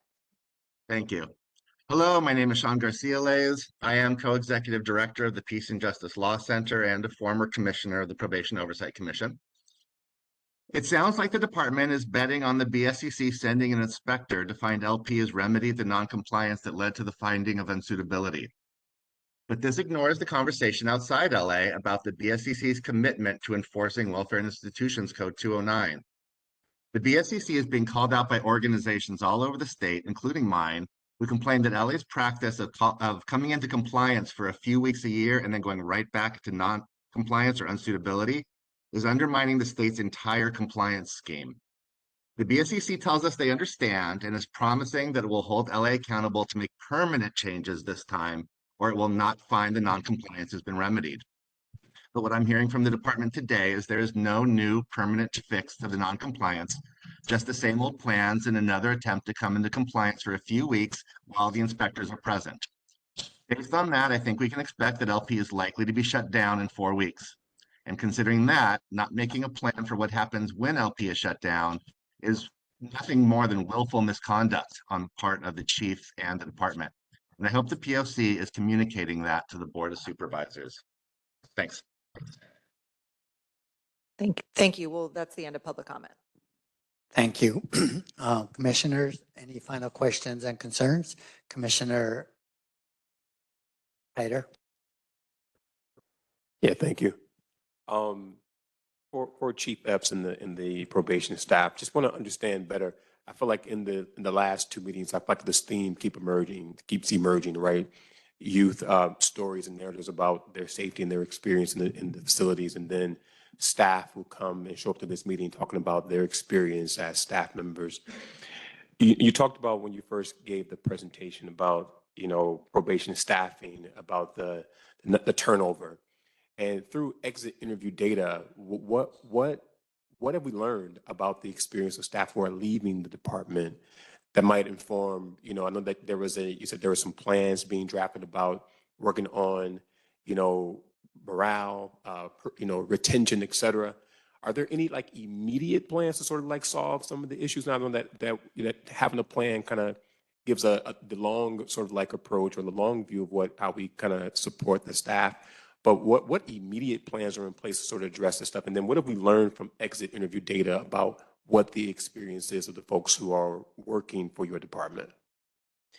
I don't have the exit interview data, but HR can speak to that. But I will tell you one thing, in being on units and talking to staff are uncomfortable responding to situations on the unit. And many cite fear of getting in trouble or getting walked out, which those are personnel issues, so that's totally different. So I won't speak to that. But what I will say is we do have a new comprehensive training plan that's been approved through the State Standards of Corrections. That's also under the BSCC. It includes case law update. We went to a new response tool called Gracie. We trained 25 trainers so the staff can be trained. We have ordered new equipment so the staff have the equipment available that they need to have on. I talked about proactive supervision, and I've seen videos where staff have not been responsive. We're concerned about everyone, concerned about the safety of staff, to have the right resources, to have the proper training. I've said here, and I will say again, training is how you communicate your expectations to your staff. When staff are repeatedly trained and things become muscle memory, they're more comfortable in responding in situations that they're normally fearful of getting in trouble for. If you do what's right, you do what you're trained to, if your documentation matches what's in the video, I have said to staff, you will not get in trouble. If those things line up, there's not a problem here. And that is 100% supported. Thank you for that. And I just want to have one follow-on question, sorry. And I guess I wanted to understand better, I know that on the data that you presented earlier, I know that the call-out system isn't a reliable source just because of the way it logs sort of like information that is inputted into it. But I guess I'm trying to understand really like the delta between sort of like what is needed, right, on any given day in one of the facilities in terms of staffing, right? If there's a ratio of 1 to 8, I think you called out earlier. And then so like the number of staff that you need and the number of staff that actually show up. I'm not like the data that's in front of me, you know, I guess the holdover data is the one that is the more refined sort of like information in front of us, but it doesn't really tell the story about like who's actually showing up and then what is the delta between what is needed to safely secure and to provide programming and care to the young people in care, and then the number of people who actually show up. Because as I'm looking at this, it's kind of like giving me on like a month view, but like day to day, like what is the delta between who should be staffed and what that number should be, and what is the reality on the ground? Can you talk about that at some point? And maybe this can be a follow-on email. I don't want to kind of monopolize too much time, but that part of the data isn't very, very clear based upon what was presented. And so, to my commissioner colleague who felt confused by it, I just want to just sort of like join in. I also felt a bit confused by how the data was presented. I can't speak to HR's numbers, but I will say, so in a staffing plan, for a long time, we hovered at between 300 and 315 kids. That was for several months before we start to see it go down. So say you're between 300 and 308. Ideally, at 308 population, you need anywhere from 87 to 89 staff on an AM shift, on a PM shift. And then on PM shift, if the staffing ratio is 1 to 16 during sleeping hours. So you would need anywhere between 53 and 55 staff on duty. So it fluctuates, obviously, when your population goes up or goes down. But ideally, that's a baseline. And I just took the number where I saw us most frequently at before we started to see a trend downward in the population. For several months, we were between 300, upwards peaks of 324, but usually between 300 to 318, give or take. So I just picked 308 as an example. So those would be the staffing numbers. Thank you. Commissioner Meredith, final question? I actually have three. Three?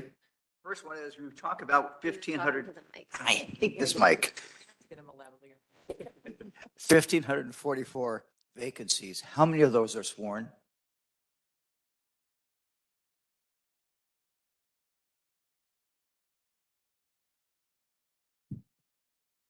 You know, I don't have the total number because of the way we broke it out. We broke it out between just institutions and then department-wide.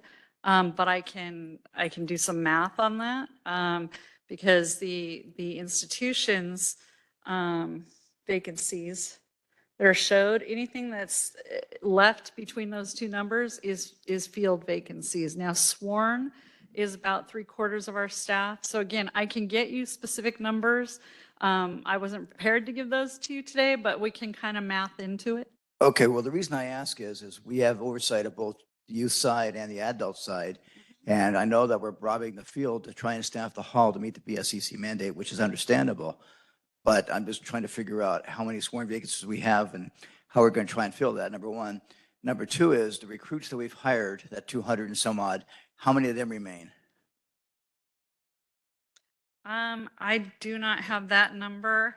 Okay, I'll make it easier then. The last one I have is I hear both from probation staff and LA Sheriff staff that the third-party vendor who oversees workman's comp has been a real problem trying to get people to the doctors, and that's maybe why sometimes the people can't get back to work. So the third-party provider for the county is Sedgwick. Right. And so I wasn't going to use their right. name. Well, they manage those cases, yes, on behalf of the county. So what exactly was the question? The question is, have we put any pressure on them? Because I'm hearing that there's a lot of delays. I hear this from both sheriffs and from our staff, delays in getting people processed through the system to get the treatments they need to get them back to work. So I can't speak for the county on how they interact. Every department interacts differently. We have weekly meetings with Sedgwick where we follow up on our cases. We are very proactive, given the circumstances. That's part of our staffing, you know, the things that we do to address staffing. So our disability and management compliance team, they're meeting weekly with Sedgwick in person, online. They're following up on these cases. So we're trying to reduce directly those impacts on delays and things, but there are automatic delays that are put in place, 30-day delays so that they can review documentation, paperwork, things like that. So there are a number of automatic things that happen with Sedgwick that is normal across the board. But I will tell you that our team works proactively with them and we address any outstanding issues that we have on a weekly basis. Thank you. So before we go on to agenda item 4, it's, yes. There were two comments from the public that Chair Mundo agreed we can ask, and I think they're both for you, Deputy Chief S, and they're related to each other. One is, can you describe the process by which probation makes recommendations to CDP? And then the second one was in the changing criteria that you discussed for intake, would that also be applied to youth who are currently detained pending disposition? Yes, the revised intake criteria would be applied. I will tell you that in that criteria, anyone in custody, there have been recommendations to the court to release on CDP. So those would need to follow through with the court, or some cases can be taken back to court. So when a youth comes into custody, and I get a report daily, I put in place a daily intake assessment log. So I ask for 3 things every day. Who called to do an inquiry? Can they get a clearance for someone to come into custody? Who did we divert from custody by saying, hey, we're not taking in a site release? And when someone is taken into the facility, what is the justification and where are they on the criteria? So now if a youth is approved to come into custody, we do the assessment. There's a detention report that's required by law. You have to do the minor statement. You have to do a reason for hearing. You have to do a parental statement. There has to be a portion of collateral reports that looks at what's the kid's behavior in their regular community assigned school. Are they attending school? What's their performance in school? Do they have, there's a section for prior offenses if they have any.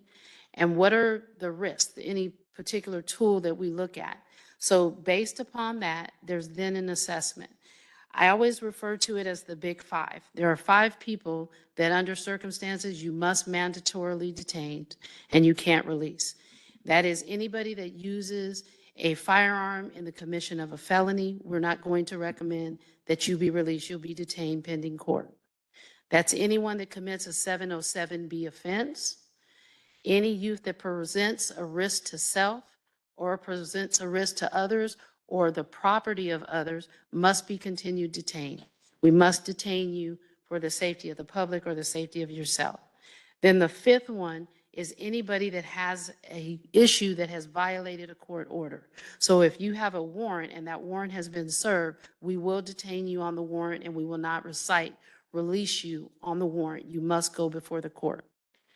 Anybody else, any other charges, and I want to say the code is like 628, but might have it wrong. Anybody else, you have to look at a least restrictive alternative to do that. We can recommend you go home on supervision. That's not the benefit of electronic monitoring under an agreement and supervision in the community, or we can put you on electronic monitoring per the code. So everybody is assessed through that same criteria, and as appropriate, we recommend your release.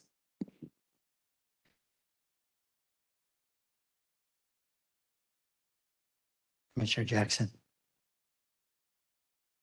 Hi, thanks for letting me comment. I really wrestled with how I wanted to contribute to this agenda item, especially with the chief not being here. I didn't want to ask questions that I knew we wouldn't get answers to. And so I don't have a question at this time, but I do have a comment because realizing how optimistic I was when Chief came on initially, he was the chief strategist and shortly after became the interim chief of the department. And he's probably had some success. I think people were very excited that he restructured and eliminated people in leadership who are not suiting the mission of the department.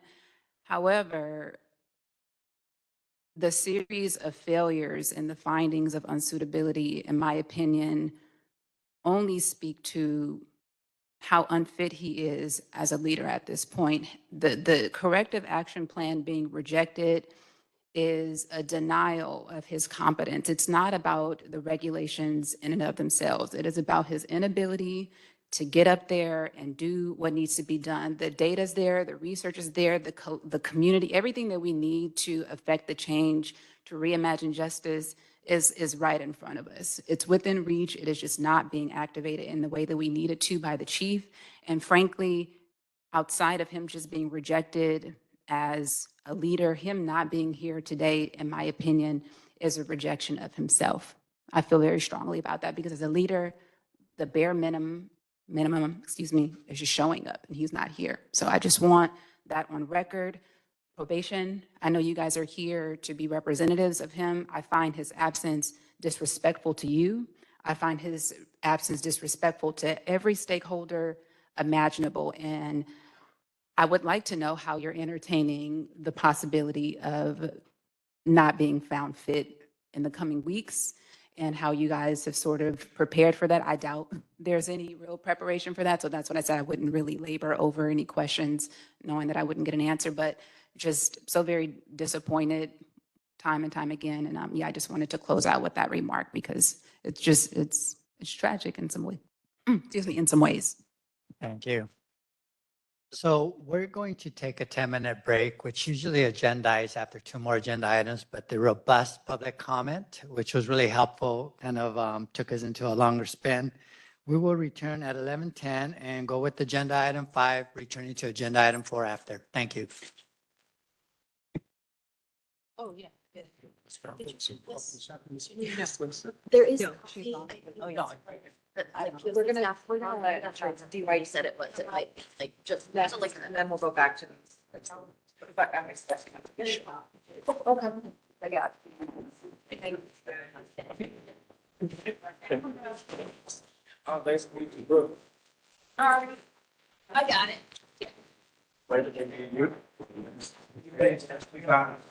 No, it's all good. It's all good. It's just like the data just is coming in focus. Yeah, they did. Right. Well, that's a good point. I should have sent it to. Good morning. Good morning. Office, good to see you. Good to see you. Yeah. Was it Sam who asked that question? What? It was, about the exit data. Deanna just reminded me that she did a report on exit data that I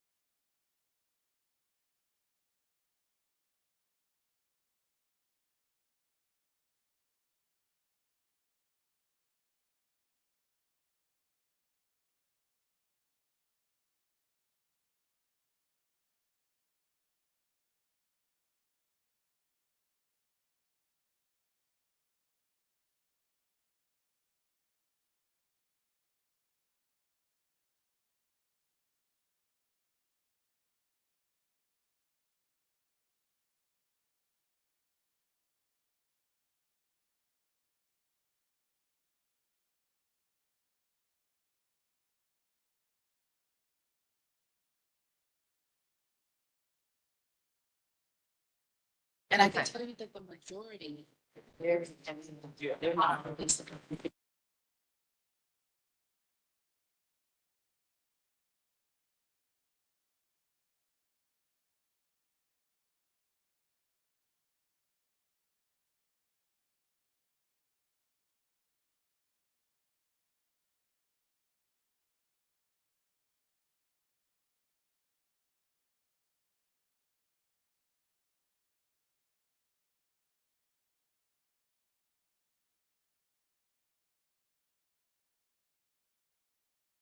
Commissioners, if you can return to your seats so we can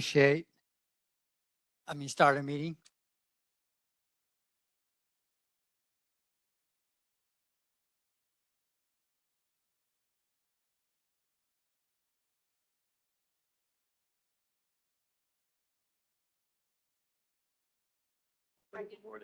Morning, how are you? Go ahead. Yes. So congratulations. Oh, thank you. Nervous. Oh, why would you be nervous? You've been out there all this time. I know, huh? You got nothing to be nervous about up here. Yeah, I just told Danielle, they can just Just be yourself. pull them up to the podium if you want them. Take charge, David.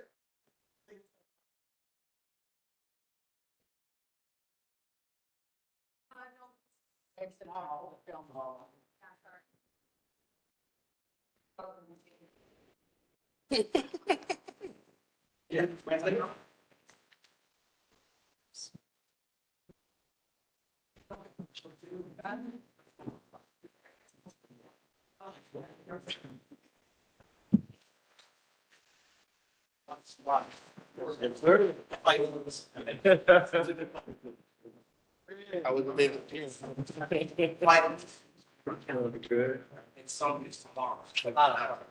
I'm sure we're trying to bring. It's just going around. Yeah. It's you. We've been Oh, yeah. you guys all want to be together. I can move in here. No, it's okay. David's okay. Hi, Alberto. Good to see you. What?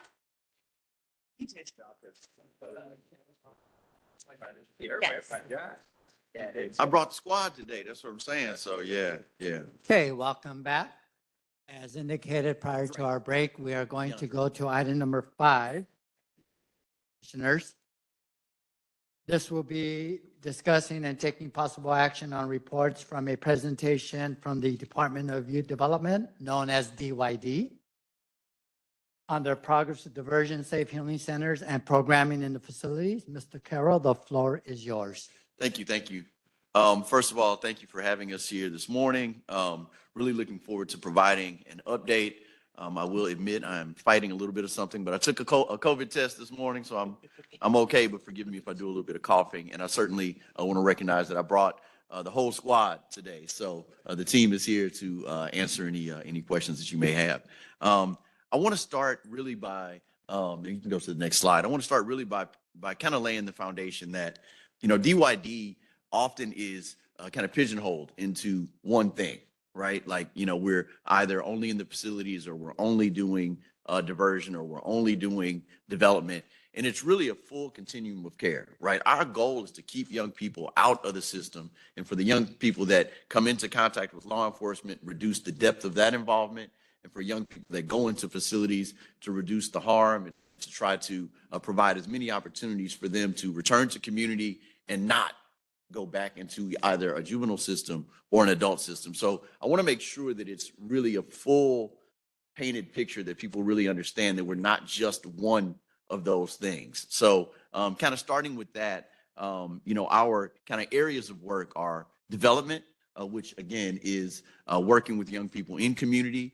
We have 5 regions with 34 different organizations that just came online as of June that are working with young people, again, to meet their needs prior to any law enforcement contact, ideally. So that is continuing to grow.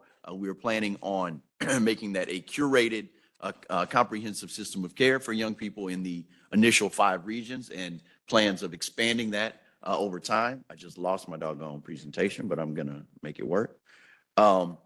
So the youth development networks, we're very excited about the progress of those so far. And we've already served thousands, the organizations we contract with have already served thousands of youth just in these first few months of existence. So kind of the off-ramp, if you will, is diversion. A young person comes into contact, negative contact with law enforcement. Instead of arrest or court proceedings, they are offered the opportunity to go through diversion. We completed an evaluation that we'll speak to in just a couple minutes. But the bottom line is that diversion is working. Only 5% of young people that complete diversion are going back into the system. And that's within the 2 years since DYD has been in operation. And it was an external evaluation that was done. We're showing the greatest impact on young people who have the felonies, the greatest difference between those who would normally go back into the system and those that are actually going back into the system. And again, Taylor can speak to the details to that in just a moment. We have expanded dramatically. We have doubled the number of referrals per month that we were receiving this time last year. So not only is the program being effective, but the capacity is building. The number of law enforcement agencies that we're working with has increased. And we are seeing a lot more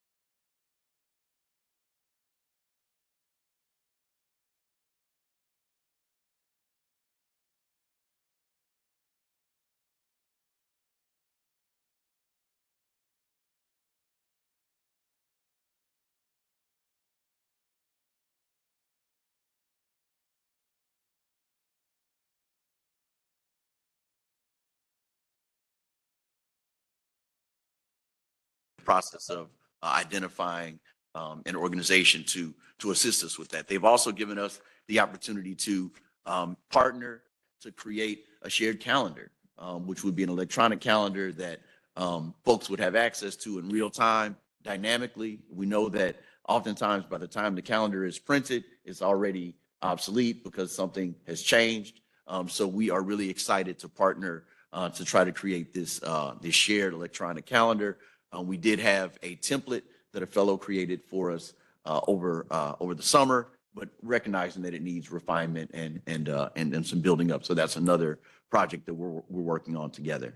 I'll jump to just kind of some of the highlights of the year. I'll blow through this because I know I want to make sure there's lots of time for questions and that type of thing. We served 6,500 youth through DYD funded programs, whether that be diversion, development, or credible messenger. So we're really excited about that. We worked with more than 1,000 youth, community, and philanthropic partners throughout the course of the year. You all know, oh, I'm sorry, you could have gone a couple slides. My bad. So go a slide. That's that one. There you go. That's where we are.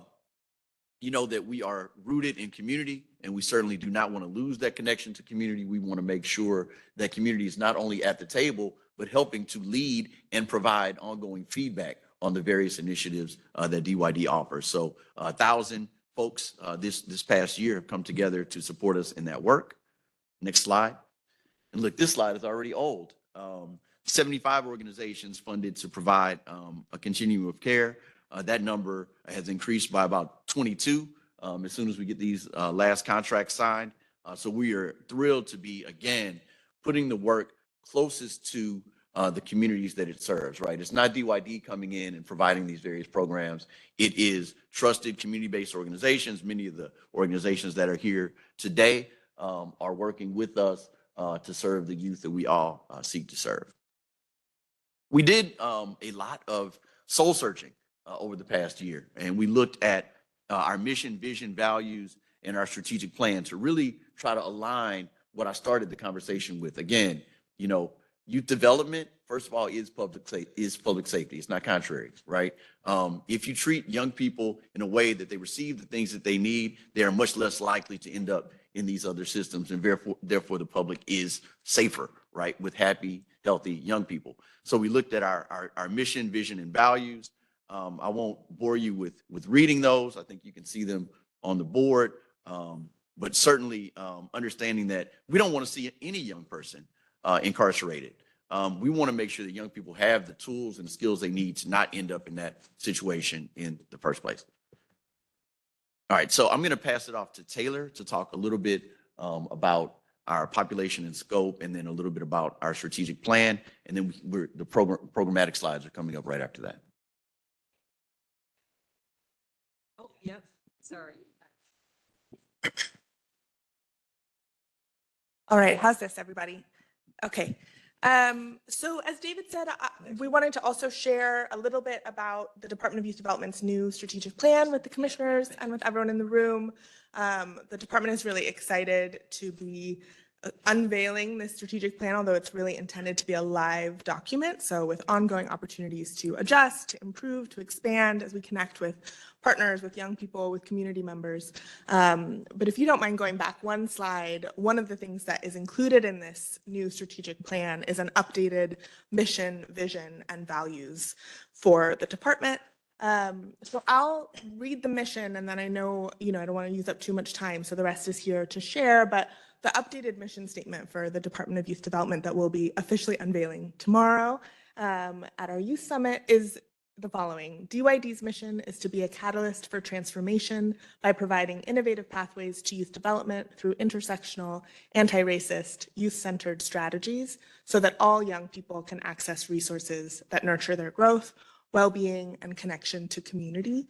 And this mission statement is a little bit more concrete than the original mission statement DYD was launched with, a little bit more direct about the department's values and how we see our place and value to the county. And it was really informed by a collaborative co-design with our stakeholders. And again, will be in the new strategic plan. Next slide, please. Also in the strategic plan is our clarification about the scope, the sort of population focus area of the Department of Youth Development.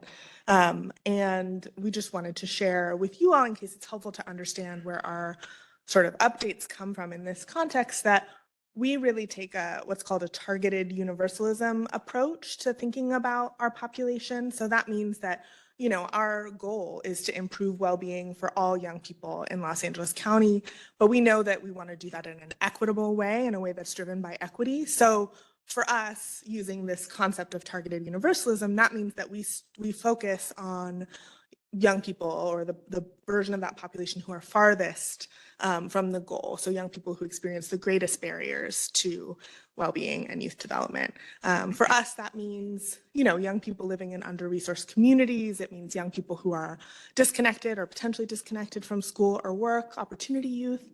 And it means young people impacted by the justice system, our target populations, our populations of focus that help us achieve equity when we're thinking about well-being as a sort of whole county.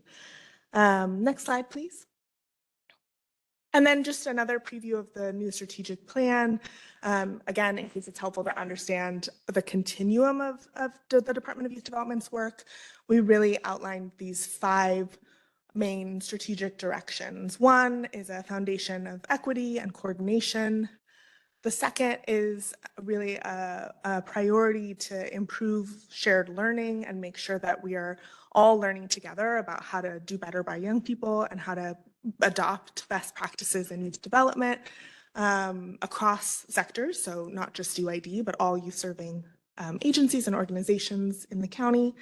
And then the continuum of services, which goes from prevention to diversion to care-first solutions and decarceration, which you'll hear more about in a moment. And then the foundation of all of this is really empowering youth and community at the center of our work and making sure that we're being collaborative as much as possible. Next slide, please. This is just some highlights, again, that you'll hear more about in a moment from the rest of the team. But these priority areas, the three big highlights here are improving knowledge and adoption of best practices in youth development, increasing equitable access to the full continuum of youth development resources, from prevention all the way through young people who are involved in the justice system, and then increasing care for solutions that will help shrink the footprint of youth justice system involvement overall. Next slide, please. So we invite Terry, I guess, or go ahead. Were you doing Oh, this? sure, I can.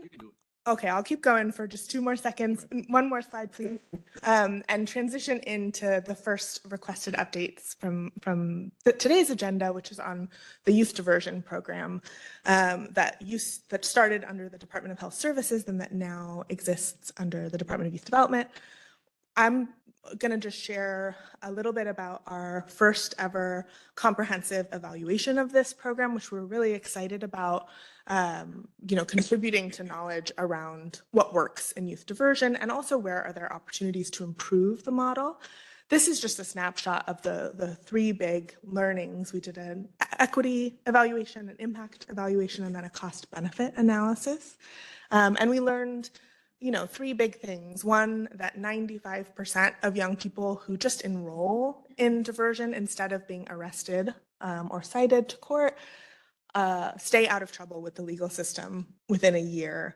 And that means that they are not having petitions filed or sustained, and they're really staying in community and staying on a path of healing and youth development. And that's really compared to around 80% of young people who don't enroll in the program who do have petitions.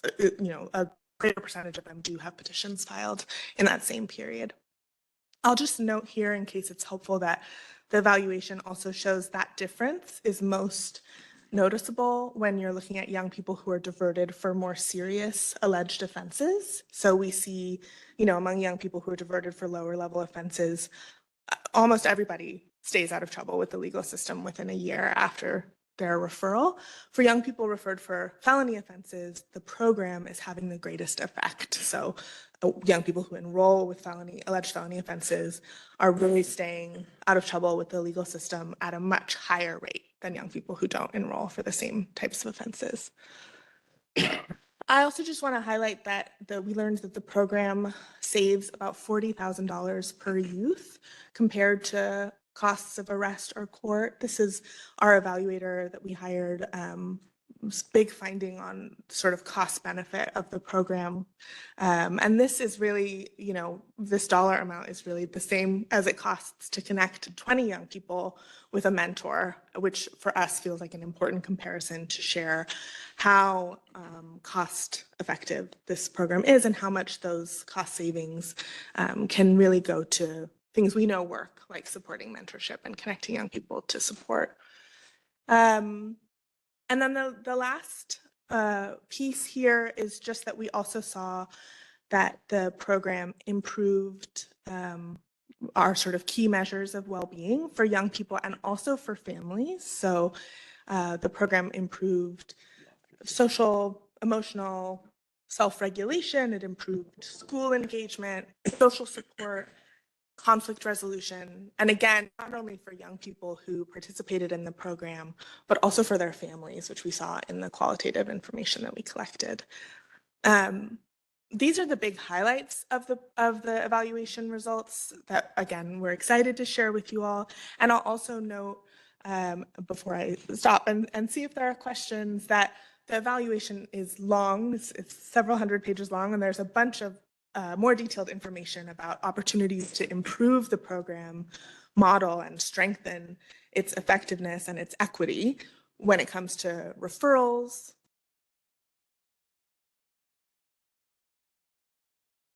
and its impact. So the last thing I'll say there is that we saw that once young people were participating in the program had a really strong effect and was really effective across gender identity, across racial and ethnic identity.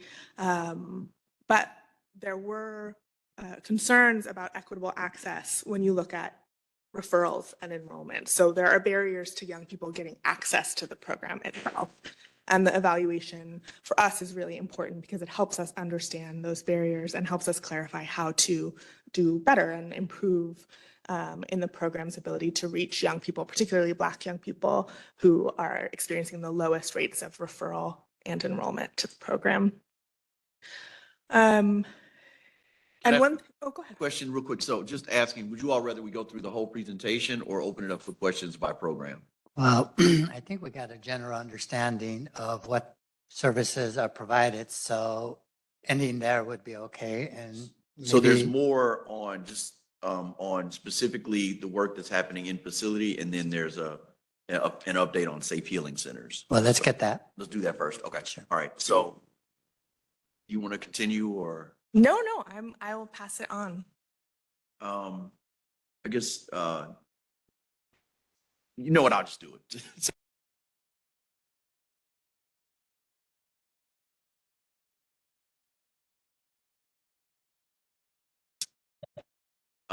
What's been accomplished at the reentry level? One more. Okay, so the Credible Messenger program, of course, has been implemented at Barry J. Nydorf, Campus Kilpatrick, Los Padrinos, and Dorothy Kirby. We're providing recreational programming through some co-facilitated dialectical behavioral therapy groups at Barry J. Nydorf. We're leveraging the Impact Justice Lead On program to connect probation and youth inside facilities with reentry navigation support. Engaging Dorothy Kirby probation to address programming needs for the CSEC populations. The Credible Messengers attended the Becoming Me curriculum training to raise capacity when serving the girls unit, and DYD will be coordinating implementation with probation over the next several months. As many of you may know, we got delegated authority to do more programming outside of just Credible Messengers.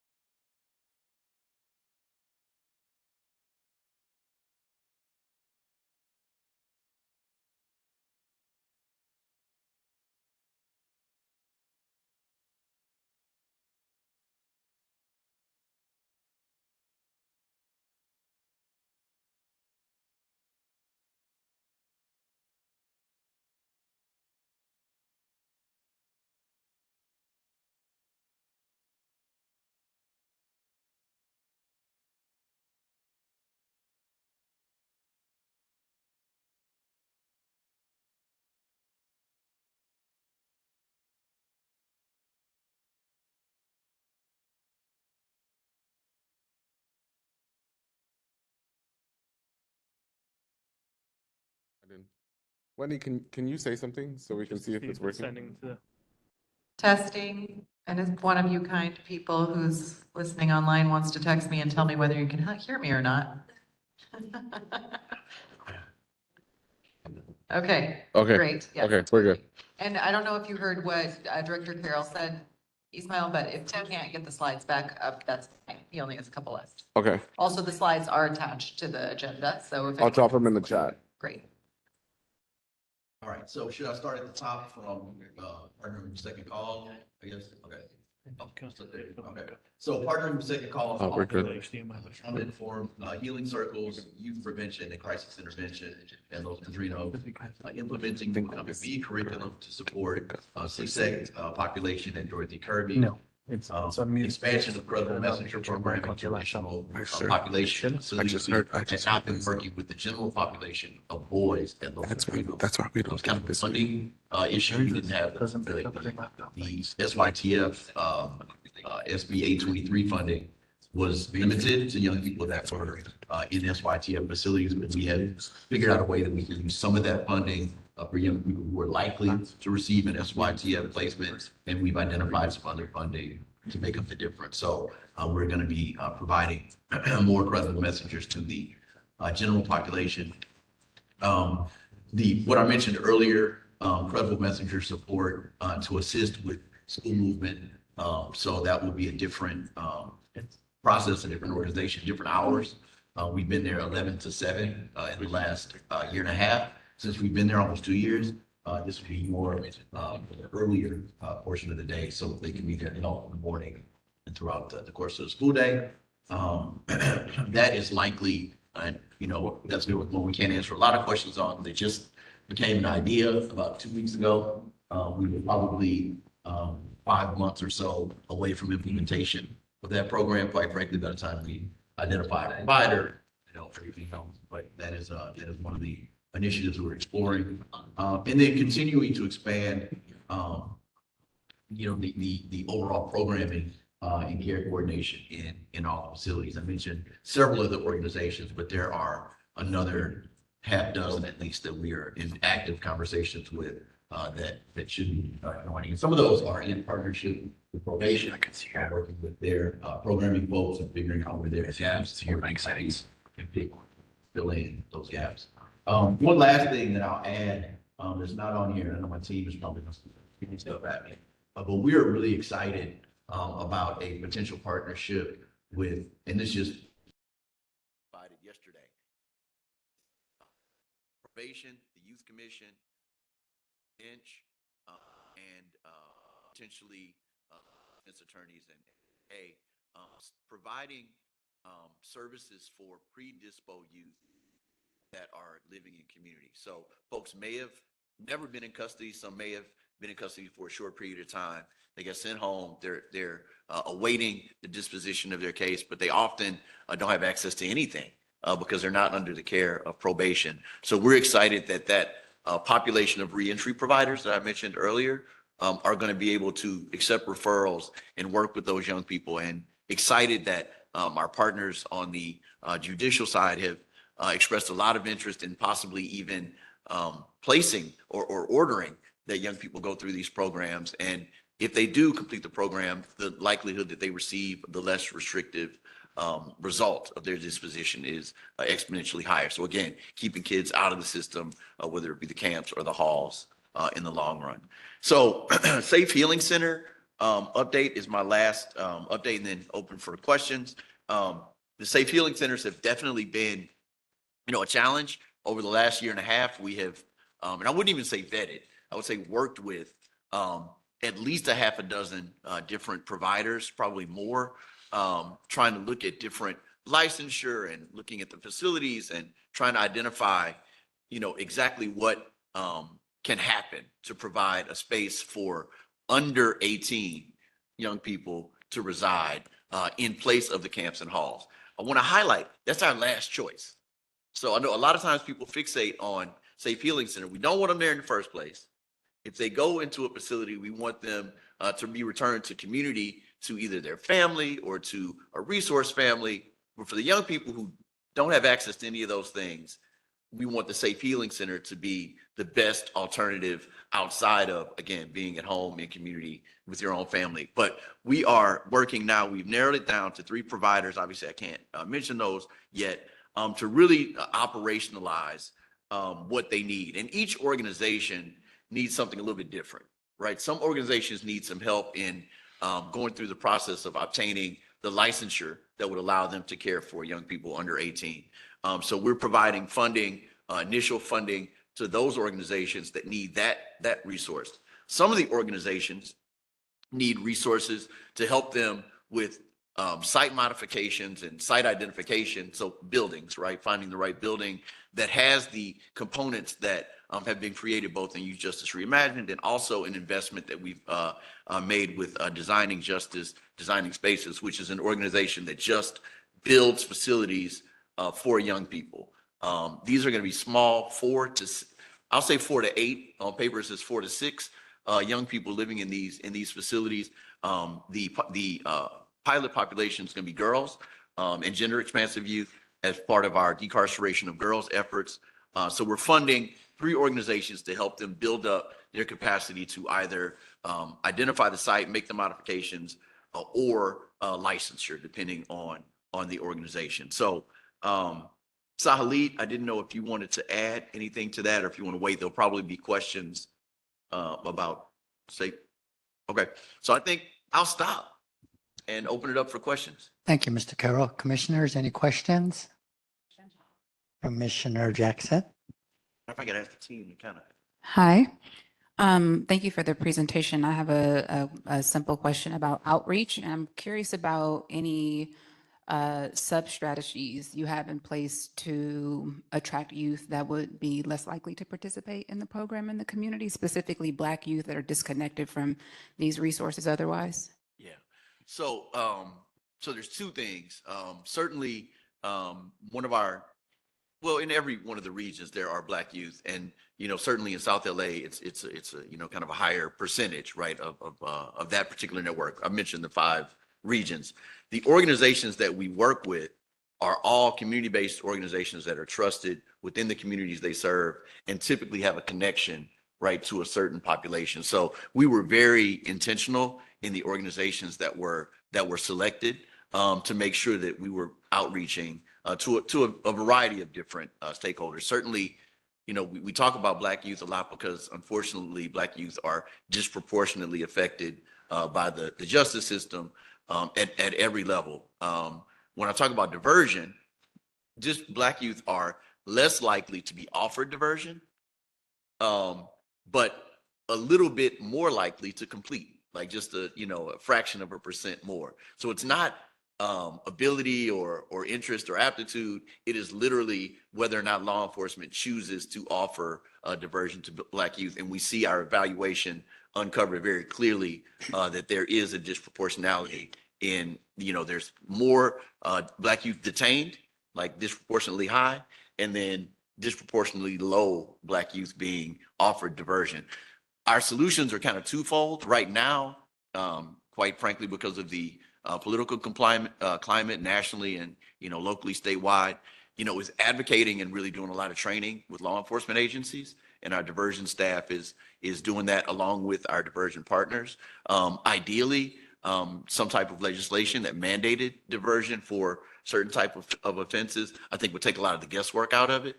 So I was kind of answering 2 things. One is the outreach on the development side, but then providing that access to diversion. We don't really have the control, right? Because that's coming from law enforcement, but we have a couple of strategies that we plan to employ. So there's not like a preventative strategy in place for kids who have not touched the system yet, where they are in the community, parents are struggling with them, the behavioral issues, there are telltale signs that they're on the path to become, there's a pipeline and they're well in it, right? And so I feel like if we're having conversations about prevention, diversion, the outreach has to be very specific and it has to be very aggressive. And so I'd like to hear about that. Yeah, the organizations that we serve or that work with us, and that's where I came from. You can go to any school, you can go to any, Boys and Girls Club and say, who are your top, 5 or top 10 young people that you need to work with, right? And that's the premise that our youth development networks were born with. Like, hey, we're going to provide resources, but we want that capacity to be for that population of young people that you've identified, right, as needing those additional interventions. And it could be sports, it could be academic, it could be mentoring, workforce, right? There are a variety of different interventions. We're at kind of that level right now. The next level is going to be interventions that may be county offered or that are more around substance abuse, mental health, some of the more acute challenges that young people have. But, coming from the, working, after school environments and working with young people, a lot of times young people just need something productive to do that connects them to the school and their community. And you see the behaviors change once they have that connectedness and those caring adults around them. So I would say it's on the way, but still under further development. Sure. So sorry, can I No, ask- please do, please do. Oh.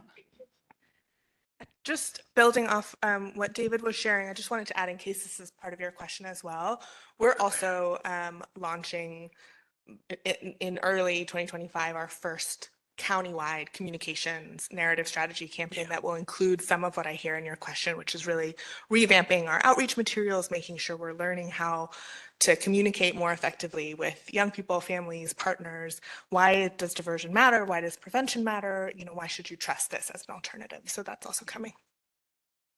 And our huge youth summit is tomorrow, which is why I'm hoping my voice does not completely go away. And I believe that there are going to be about 300 young people that were identified by their schools that are being provided transportation and everything to come and spend the day with us tomorrow. So Great. I just wanted to close with this. So one of the reasons why I asked the question was because after I came home after doing about a year and a half in the halls, got my GED in there, passed the high school exit exam. I was considered a high potential youth, but when I came home, was back in the streets, kind of, smoking again. Just back to all the normal things that I was doing before I got in. And my mentor pulled up to my doorstep. That's how aggressive the outreach was at the time. So the reason I'm saying that is because the stakes are that high now, and the youth need people who are committed in those types of ways. And so of course it's the marketing, it's like, it has to be a very robust strategy, but I was just wondering how deep you're in the community when it comes to the outreach. Are you guys pulling up on the kids? Are you like, what does that look like? So let Sahalit. So I talked about diversion and development. Our reentry program, which is the one that's just about to begin, is extremely exciting and actually has a financial incentive component built into it to support the young people. Could you talk to that real quick? So yeah, as part of like the new project that we're launching in the community, we are going to deploy mentors with lived experience of incarceration themselves to be able to do that door knocking level of mentorship and working with the youth to really identify their needs and holding hands as much as possible and accompanying them to various appointments to really help them follow through and navigate reentry services, including employment, education, housing.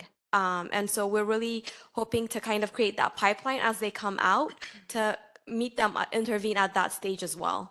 I don't know if The financial component. Can you talk to that a little? Yes, we are including monetary incentives as a way to kind of engage the youth. We are going to include about up to $2,400 of monetary incentives annually per youth for participating in the project, in addition to $6,000 financial support available for various needs like rent assistance, tattoo removals, buying interviewing clothes, tap cards, transportation, meal vouchers, whatever the needs they may have, we're setting aside a sizable amount to kind of meet their needs. That answers the question. Thank you, Commissioner. That population was, Yeah, it was more intensive. So yeah. Any other questions? Commissioner Kakani, followed by Commissioner Terry, followed by Commissioner Ship.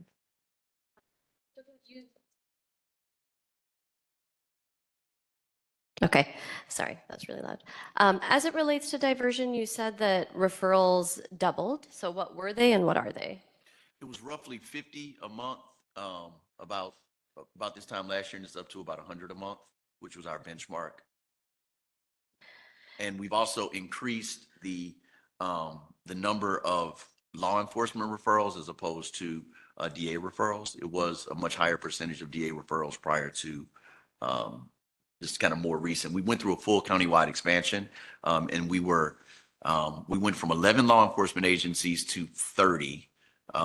We lost a couple. We were up to like 32 or 33 at one point, and for whatever reason. But we're at 30 different law enforcement agencies referring currently. So, And sorry, how many law enforcement agencies are there totally throughout LA County? 58. 58 law enforcement agencies? Okay. Thank you. That includes the sheriffs and all of their units and the LAPD. Thank you. Approximately. And so as it exists right now, it is just law enforcement agencies and the DA who can make diversion referrals. Is that right? correct.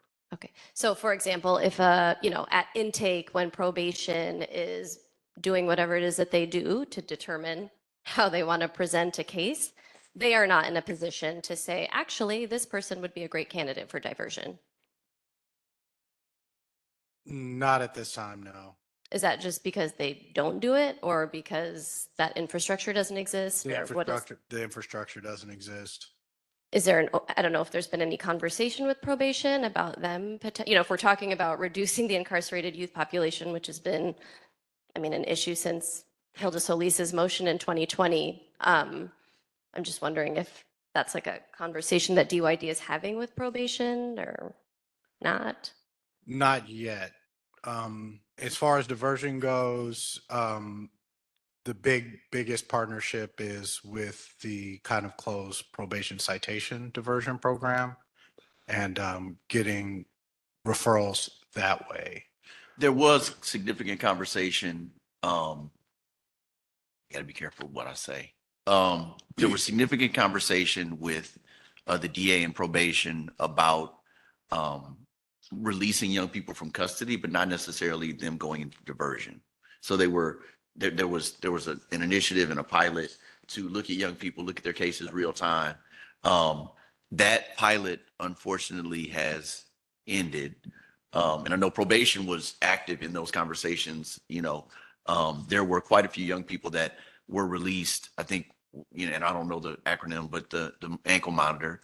CDP. So they were released to community, and the plan was for them to receive services from our diversion providers, like wraparound rehabilitative services. But I believe that pilot ended without a single referral, if I'm not mistaken. Correct. And it's not likely to be continued. That's wildly unfortunate, especially with the desire to increase the use of ankle monitors. It feels like a connection to community and not just a probation officer would be quite meaningful. Now, probation could directly refer.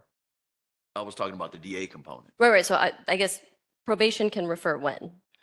They could, so what we're talking about with this pre-dispo thing could also work, same situation, that they would provide the information to the young person to connect to DYD. And I think we've also talked about creating an opportunity. DYD didn't have access to the young people's information, right, is one of the challenges. So we're trying to create an opportunity for us to be part of an MDT that would then give us access to the young people directly. As it stands right now, it's going to be voluntary, where the young people and their family get our information, but then they do have to take some initiative to reach out because we can't reach out to them. Okay. Were you going to say something, Taylor? No. Yeah, and I guess Just a reminder, we have an hour for okay. this meeting. All right. Sorry. Can you also, as you talked a little bit about reentry inside the facilities, when does that, and I know that's launching shortly, I think, is what you said? The in-facilities work has started. For reentry? Or when you mean once they return home? No, again, back in 2020, you might remember, Taylor, there was a motion to reduce the incarcerated youth population. In that motion, one of the things that was named was that young people should be connected with reentry support the minute they enter LP. Because reentry doesn't start the minute you leave the facility, but right? And so I'm just curious, when you foresee that connection being made so that it's not just a credible messenger or someone from the community mentoring a young person the day they leave and knocking on their door, but having the opportunity to establish a relationship, understand their needs well before that moment. So, Commissioner Kakani, let me add to that. Because I saw this play out in court. I started a court watch and I go to court and I try to sit in on all detention hearings. And if that reentry started, actually the minute after intake did a report, and DYD was actually part of that conversation and showed up in court 2 days later with a plan. This will actually make it almost impossible for a judge not to detain the kid on CDP or not to release the kid. Because one of the findings is there are no available services.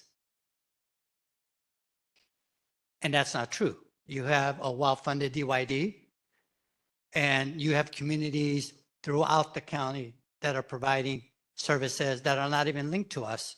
They're the services that a regular probation officer in the field uses that don't have. Those are the relationships they build. But if that reentry were to start immediately, and DYD had, and I saw this with Homeboy Industry, a kid was about to get detained on a weapons charge. But because Homeboy's Industry representative was there, it gave the judge the opportunity to say that there are services available in the community. So just to emphasize your point, Commissioner Kakani. And there's a lot of room for that to grow. We've been in substantial conversations with the community-based organizations, the credible messenger organizations, honestly, that have been pushing for those plans to start and be kind of prompted by probation, right? For the reentry plan to start at the moment that they get there. For us, it's a little bit more, I don't want to say anecdotal, but it's by relationship, like you said, the credible messenger with the young person. Quite a few of our credible messenger organizations do show up to court and, write letters, et cetera, for young people, but it's not a systemic across the board approach in the way that it should be, right? So that's something that we certainly can continue to develop. But I almost wonder if anybody from reentry wanted to speak to that, or even Ms. Epps. Can we just hear some more questions out? Okay. So Yeah. we don't get bogged down in that? Sorry. Okay. I mean, I guess it sounds like there isn't an answer yet. Yeah. I'm not sure what probation's openness is to kind of creating that space for reentry to be, whether it's part of like post-intake, immediately post-intake, at the arraignment. I'm just naming that there's a real need for that if we are trying to limit the havoc that the system wreaks on young people's lives. Sorry. And then I just want to name one thing that came up for me when you talked about predisposed support, right? Technically, innocent until proven guilty is a thing. I know it doesn't always play out that way, especially in the juvenile system when we incarcerate young folks before they've been adjudicated and there is no such thing as bail. But also just being sensitive to the fact that these young folks are innocent and we want to be cognizant of net widening. So it's one thing to offer the services, one thing to make them available to young people, but just hope that you all are thinking about kind of what you're reporting to the court or the relationship that you're cultivating with probation and, making sure that there is some power sharing with the families, with the communities, with the young people. So they have a role in making that decision around what they want to share, what they won't want to engage in, what they find helpful, what they don't find helpful. Okay, sorry, last question, I promise. Just the timeline for phase 1 around the safe healing centers, it says, it's underway. I don't know what that means. Is it tomorrow? Is it, because this motion, if I recall correctly, around the safe healing centers came down in March of 2023. So we're now, a year and a half later, and we're talking about phase 2 being almost over 2 years later. So just curious if you have a date by which phase 1 will be complete, or if it's just and I can lean on my team, but the visionary date is not ideal. It's not what I wanted. Is that one of these facilities would likely open towards the beginning of fiscal year, 25 5/26. So it will be after June, like July. That would be I would say that's when those phases are complete. It was my goal to have at least 2 of them open before the end of this calendar year. I mean, the end of this fiscal year. What's killed us has been the licensing and the insurance to care for young people under 18. We even explored, maybe starting with 18 and over, and we're supporting other organizations that house that population. But we really want to stay true to the idea of a place for under 18 young people to reside instead of the camps and halls. But it's the insurance, it's NIMBYism. It's tiny little changes where an organization already has a facility, but it serves boys, and we want it to serve girls, and they won't give them the variance to switch it from boys to girls. It's things like that are slowing it up. It's really frustrating. And like I said, it has not been a lack of trying and a lack of reaching out to organizations to support us. Thank you. And Ms. Epps, would you like to address the probation side, whether or not there's a possibility for? Yes, there is. So if you look at the, just really quick, the short answer, because I know we're short on time. The Family First Prevention Services Act. Not only does it change how you place youth out of the home, it also requires that probation departments or child placing agencies put all of the preventive and intervention services at the front. So I'll say, as you know, I know everything happening at LP is important to youth and to communities and all of those things. But in field services, probation is supposed to have a broad range of services that they refer kids to. Just because a kid is under pre-adjudication does not prohibit probation from doing referrals. You have to offer diversion programs. That's why they have court informal, and that's why you have probation facilitated informal.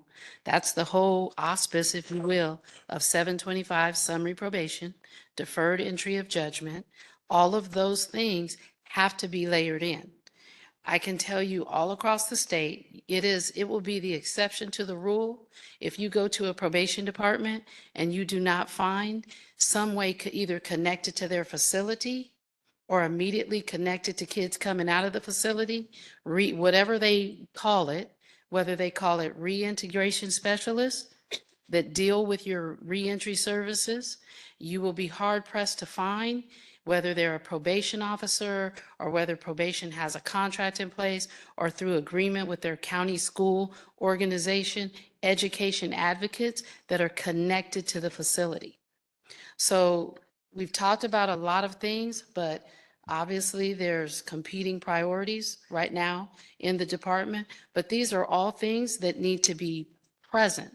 If you take a look at the reduction plan, it spells out in there one thing is intensive supervision services. It doesn't just say if you're a high-risk youth to increase how often we see you. What it says is everybody coming out, layering into that a child and family team meeting for those kids within 2 weeks of release from juvenile hall, so that you can have the parent, the kid, and any substantial adult supports that they select, because the CFT is youth-driven, and you layer that into a plan of supervision. A referral, not because you may necessarily need mental health services, but to triage and to do an assessment of what you need to address the individual. It also layers in family strengthening. So certainly, just to close here, these are all things that can probation do them. I would offer to this group, probation should be doing them because it's clearly spelled out in the law. It's just not probably been your most healthy experience with probation. Commissionership. Thank you, Chief Deputy Epps. Yeah, first I want to just say thank you for all the work you're doing around the youth, right? This is something that they need, and even this presentation is real clear and simple. I think it'll be easy for you to understand. I think it was easy enough for me to understand. My question really probably would be around the youth, right? And as far as youth who go into YDNs or even when they come home from reentry, how are you individualizing the approach to each youth? Because youth are not a one size fit all, and we've seen that fail in the past, especially when it comes to like punishment in general. But youth need an individualized approach, and they all need something different. So how are you individualizing that approach when it comes to youth in general? I'm gonna let Jai answer that one. That's fine. Sure. So I can speak to youth development and for diversion. So diversion is really simple. Each young person gets an individualized case plan for their program. What are they working on? What are their strengths? What are their weaknesses? What can help them to avoid further interaction with law enforcement? So that's a very clear and simple answer. It's tailored. With youth development, it is much more complex because we're trying to connect young people with organizations that appeal to them. Is it arts? Is it education? Is it workforce development? Is it recreation? And so our job really is to understand what the passion is, to then connect that young person with something that's going to intrigue them so they can then hopefully then change their mindset. So we incentivize a full breadth of a full range of youth development services within our 34 YDNs. And then with reentry, Sahali, do you want to speak to the case managers that will be So we've designed it so that the caseload ratio is 1 mentor to 10 youth, and we looked at kind of like various practices, and we thought that was like a happy middle that would allow the mentors to really provide that individualized attention to the youth. But at the point of intake, they would go through an assessment to identify their needs so that they could kind of tailor an individualized care plan, which then they will utilize to proceed on coordinating care for them and linking them to services. Thank you. Commissioner Terry, followed by Commissioner Harris, followed by Commissioner Prater. This will be quick. I was excited to hear about the upcoming work with Second Call. I know they do really, really good work. Just wanted to clarify, are they doing crisis intervention work with staff or like de-escalation trainings, or is it with youth? No, I'm gonna defer to, I don't know, Latasha, or if you can answer that.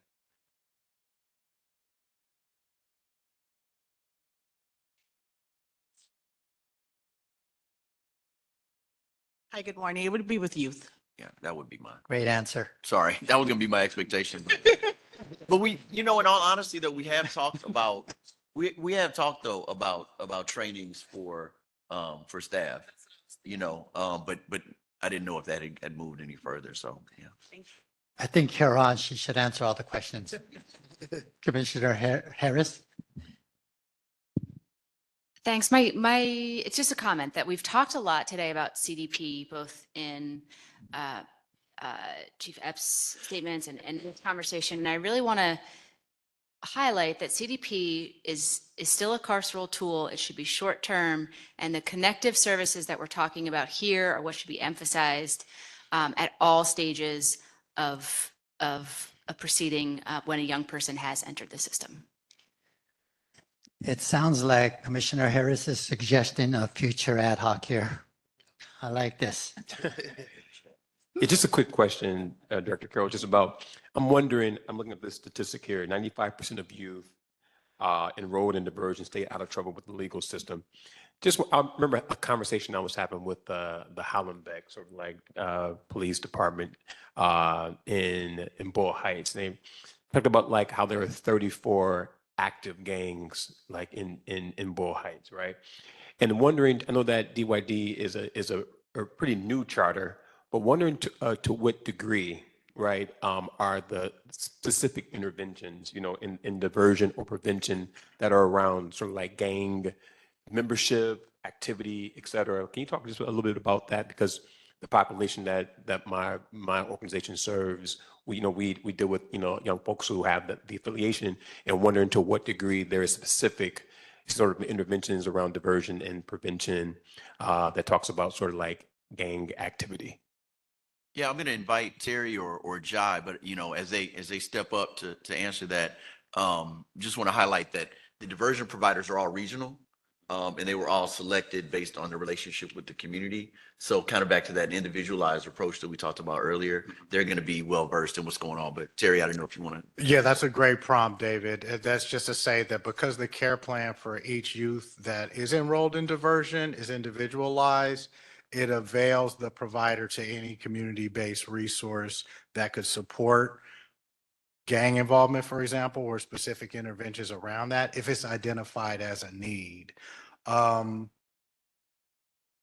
you know, although these two things are not connected, please recall that, the limitations of diversion at this current point, except for specialized cases, are limited to, citations, misdemeanors, and felonies. Serious violent felonies, well, under the code 707B are not eligible.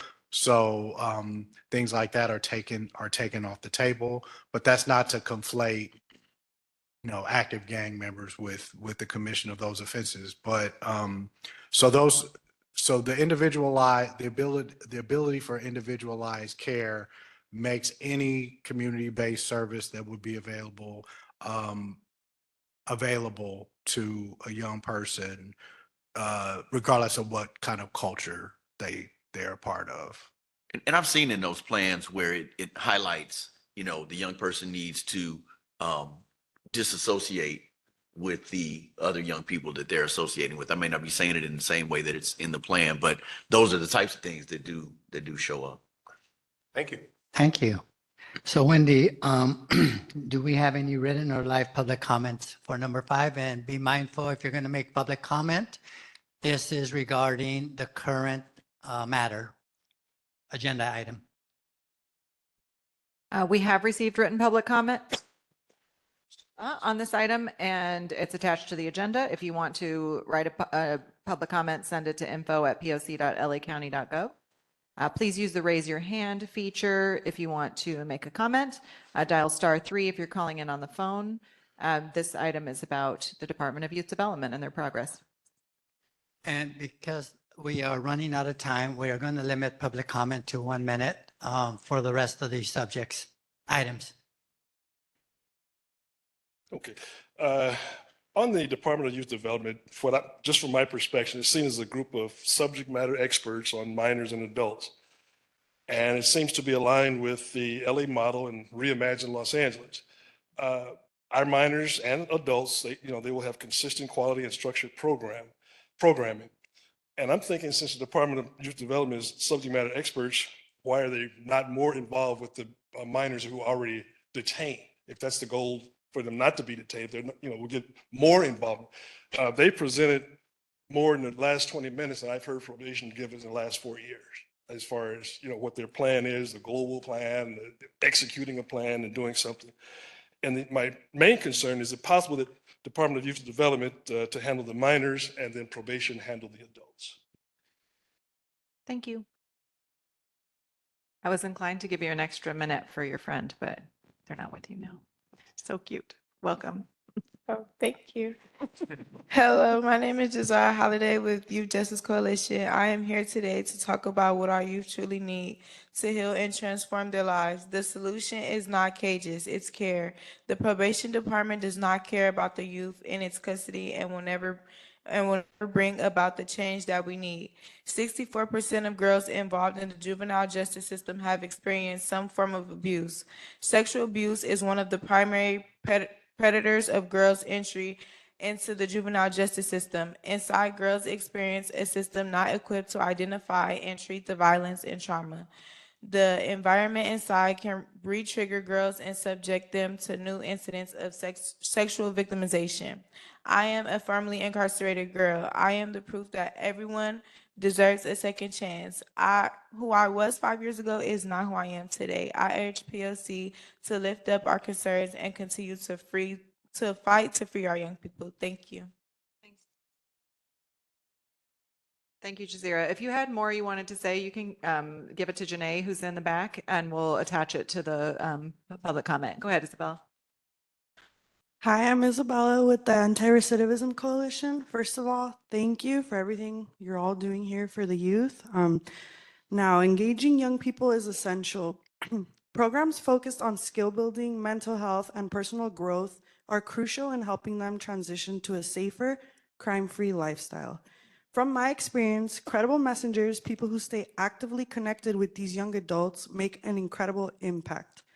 These relationships formed within facilities create safety, trust, and support, which can be transformative. At ARC, I've seen firsthand how young people become deeply committed, whether it's due to conditional release or simply by joining as members. They're met with care, accountability, and a genuine sense of being seen and heard, which motivates them to stay involved during and long after their time in the program. A good example for me is Joseph Cortez, a young man recently released from Camp Kilpatrick. He's 21 and he's an inspiring example for me. Highly intelligent and eager to learn, he has embraced the opportunity for growth and is now passionately working. Bella, I'm really sorry to have to cut you off. Okay, Please, thank you. you can either give the additional public comment and general public comment, or text it or give it to Janae and we'll attach it to the agenda. Thank you. Just a reminder, it is on the DYD item. Go ahead. Good afternoon. My name is Joshua Elijah Charles. I'm also an advocate for the Anti-Recidivism Coalition.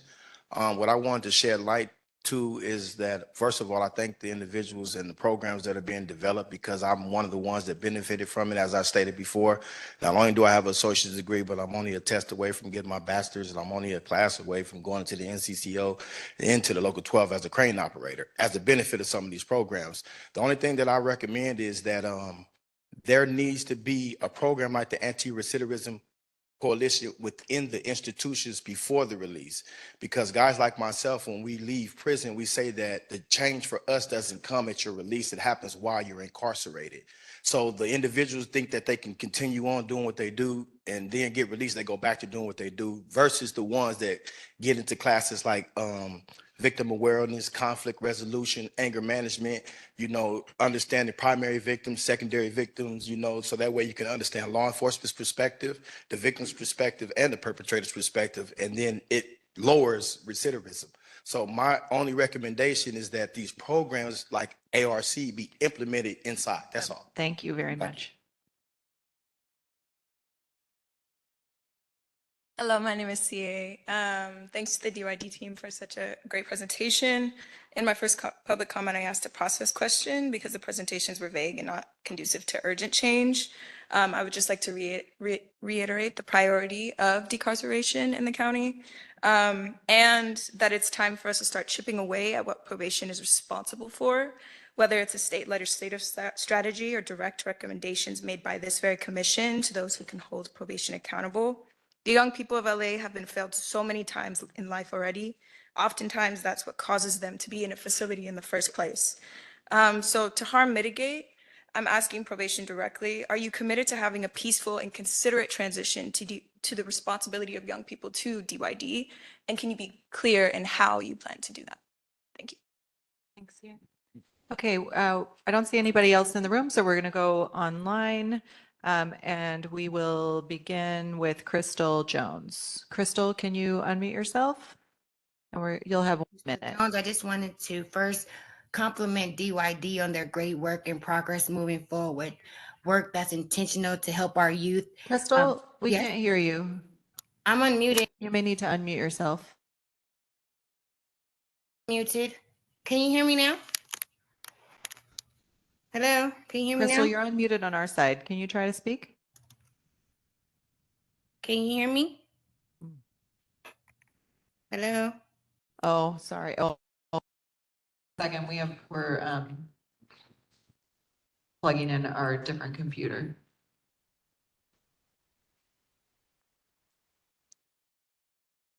Tell me when we're ready to have her try again. What are you logging into? Mute this.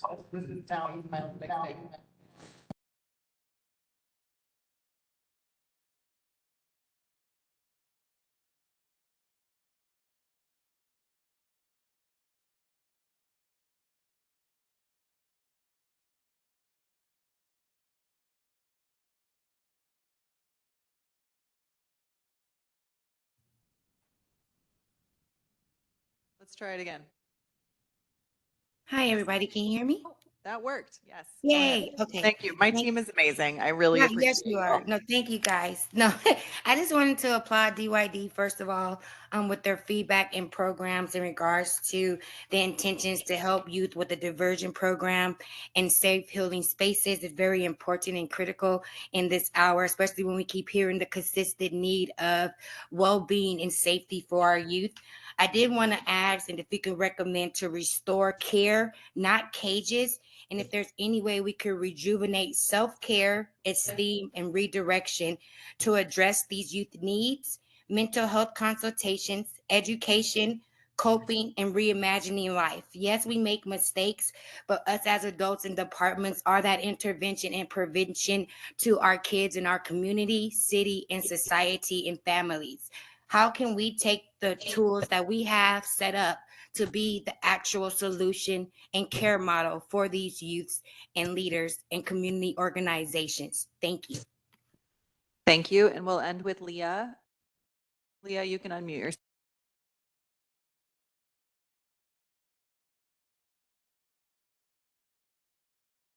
Can you hear me? Hello?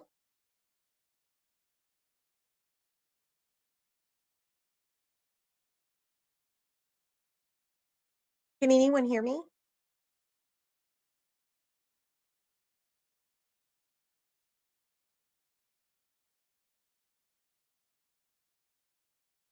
I'm not sure if folks can hear me. Hello? Leah, you're good. You can begin. Okay, thank you so much. Good afternoon, everybody. My name is Leah Zeidler-Dawes. I'm with UCLA Law's Criminal Justice Program, and I just wanted to thank DYD for their really meaningful and like just engaging presentation on the outcomes with their youth diversion program. I mean, there was a lot of really great statistics shared and a lot of really great information, which I wish we could know kind of similar outcomes of what's happening on probation side, and that information just isn't available to us. But I think that we can conclude based on what's happening at the BSCC and what's happened over the course of time with probation, that probation is a failure of a department, and that we should be lifting up departments like DYD that have positive outcomes and that are saving the county money. So, you know, one thing that I'd really love to see is the commission pushing for probation dollars to be reinvested in DYD's successful model. Thank you so much. Perfect. Commissioners, any final questions or concerns or thoughts? Okay, seeing none, we're going to move on to agenda item number 6. We will be discussing and taking possible action on the creation of an ad hoc committee on education. This ad hoc committee will address 3 issues: the launch of the Rising Scholars Network, a report on statistics related to students requiring special education, and a report on school attendance reports. So I'd like to bring up some slides, if possible. No. The Rising Scholar slides. Thank you. As they're preparing that, Wendy will talk about the other 2 items. So the other 2 items to be addressed by the ad hoc committee are issues that my colleague Donisha Smith and her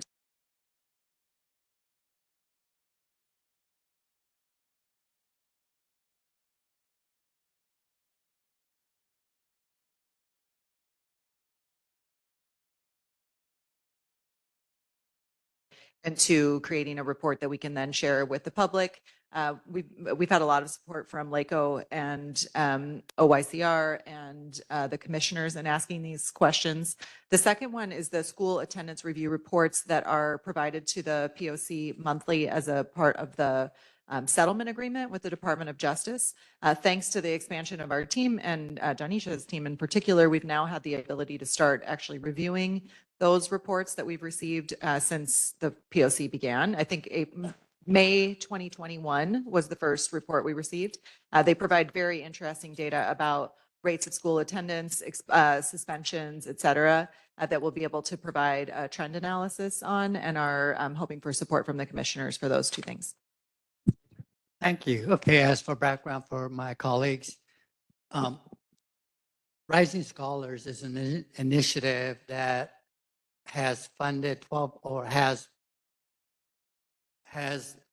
determined that $12 million will be spent in LA County to work with youth who are justice impacted.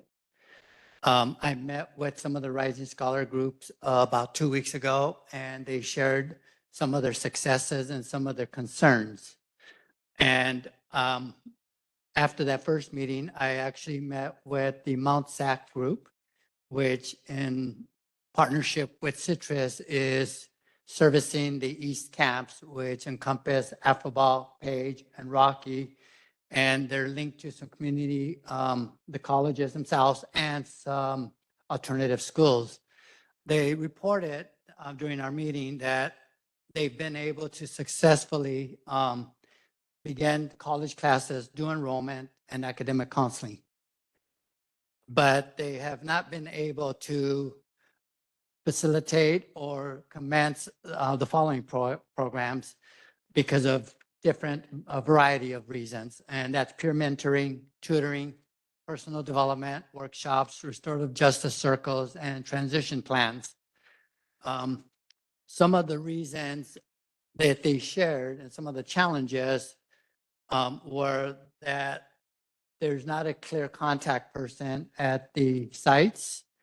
There's really a difficult time scheduling programming, that resources for students with disabilities, the IEP, and those that may be eligible for DOR services, which is Department of Rehabilitation.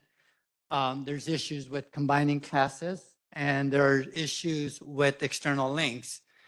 And what I mean by that is if a teacher at Mount SAC is providing a course on, let's say, for example, speech, and there's a link to a fireside chat, which I'm dating myself because that's a speech that Roosevelt used to make during the Depression and during hard times, war times.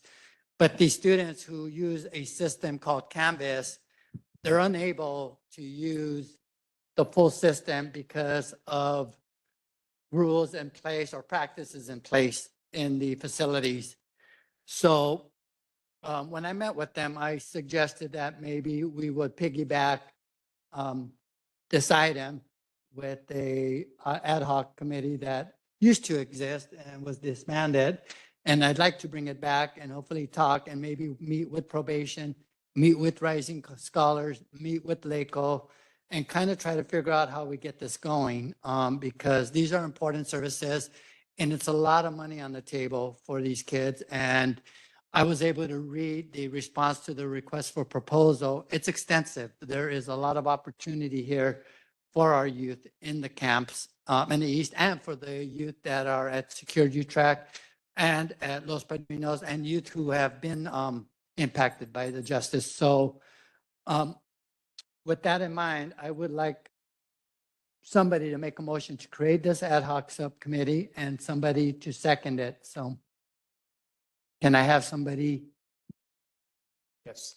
Yes, Mr. Crater. I'd like to make a motion for the creation of an ad hoc committee. Thank you. And a second? I second. Okay, thank you. So commissioners, now the floor is open for discussion. If you have any questions or comments about the creation of this committee, or you would like to know if there are other commissioners interested, let me start the discussion. Yeah, I think this is important work. I believe deeply in education as a tool, as an intervention, all right, to get our young people on the track to, better choices in life, right? And so I'd be interested in serving on an ad hoc committee so we can advance the importance of higher education in these settings. And so thank you for lifting this up, Chair Mundo. Thank you. No one has to, we can just start it and we can have further discussions, finding out how we make this up. It doesn't have to be all commissioners. I'm hoping to include people that a probation representative and somebody from the Rising Scholars and maybe somebody from OICR. I was about to say, To make it a robust discussion. I think including Mr. Massa in could be, or someone from OICR could be helpful. I'm interested in this ad hoc as well. Perfect. If there are no other comments, I'm going to go ahead and ask Wendy to see if there's any written or public comment on item 6. Okay, we don't have any written public comment. Anybody in the room want to make a comment? Okay, anybody online to make a comment? Great, all right. So with that, I will call the vote. So we are voting on the creation of an ad hoc subcommittee. Commissioner Prater has already volunteered to join the committee. The way that our bylaws work is that Chair Mundo actually gets to assign folks, but he doesn't generally volunteer people to assign, although he has maybe done that with Mr. Massa in the audience. With that, we will determine who the members of the committee are, and that will be public information. We'll share that with you, with you and the public, who the members of the committee are. Please vote yes, no, or abstain on creating the ad hoc committee. Commissioner Harris? Aye. Commissioner Jackson? Oh, Commissioner Jackson has stepped out. Commissioner Kakani? Yes. Commissioner Meredith? Yes. Commissioner Prater? Yes. Commissioner Ship? Yes. Commissioner Terry? And Chair Mundo. Okay, so with Commissioner Canales and Commissioner Jackson being absent, the motion passes unanimously. Okay, we will go on to agenda item number 7. We will discuss and take action on reports from the Los Angeles County Probation Oversight Commission Executive Director. Executive Director Wendy Julian will report out, and the commission will be asked to vote to adopt 2 reports and make 1 official data request. Wendy, please proceed. Thank you. So as usual, the POC staff have been diligently working on a lot of projects that are directed by the law and the commissioners behind the scenes and between the meetings. The purpose of this agenda item is for me to give updates to the public about what the staff are working on, and then also for us to bring the final reports, final drafts of the reports in front of the commission for the commissioners to make any last minute changes and to officially adopt the reports so that they become official documents of the Probation Oversight Commission. So that's what we have here today. But I will say there's one item on the agenda that does not require a vote, and that is my update on the school resource deputy complaint process. The board, thanks to the Board of Supervisors, voted unanimously to change the ordinance of the Probation Oversight Commission a couple of months ago. And now the Probation Oversight Commission will be able to receive, refer, and track complaints about school resource deputies. Those are LA Sheriff's deputies who serve as school resource deputies in Los Angeles County. We have been working for over a year in collaboration with our county partners, including in particular our sister commission, the Civilian Oversight Commission, and the Office of Inspector General, but also with a number of other county departments in working this out. The ordinance becomes final on November 22nd. We will be launching the complaint portal and process on Monday, December 2nd. And so we will have a whole communications and outreach strategy in order to inform parents and youth who are at those schools where school resource deputies are employed. And also to just share, we ask you all to share as you hear about complaints about school resource deputies, to let people know that they have a place where they can be heard in a safe environment. And then we will refer those complaints for LA Sheriff's Department to investigate. I'm going to say that again, because it's really important. We will not be investigating the complaints. We will be referring the complaints to the Sheriff's Department for investigation. That is not the ideal process. There was a lot of talk about that over the time that we developed this. The ideal process would be, and I should be very clear that this is what came out of the commission meetings, not my opinion, but that there would be an opportunity for investigation outside of the department, but that is not contemplated by the current change. The difference will be that we will be receiving the complaints and we can also track the progress of the complaints.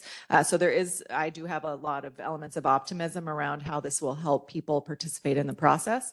I'll also say our collaboration with the Sheriff's Department has been really strong in the development of this process, and I'm very much looking forward to their continued positive collaboration in the process. So more to come. You'll see a lot of communications around the 1st of December, 2nd of December about how the process will work, and links to the complaint process, an update to our website where you can click on it, and please let us know if you have any questions. So going back to the forms, the first one is the Los Padrinos Official Annual Inspection Report. There is so much to talk about in this report that we're going to have a full town hall about it on the evening of December 4th. It'll be virtual. Please join us. You'll be able to ask all the questions that you have. The commissioners who participated in the inspection will be in attendance, and we will be able to talk about it thoroughly. Today, the purpose is just to vote for the commission to adopt or make any changes to the report.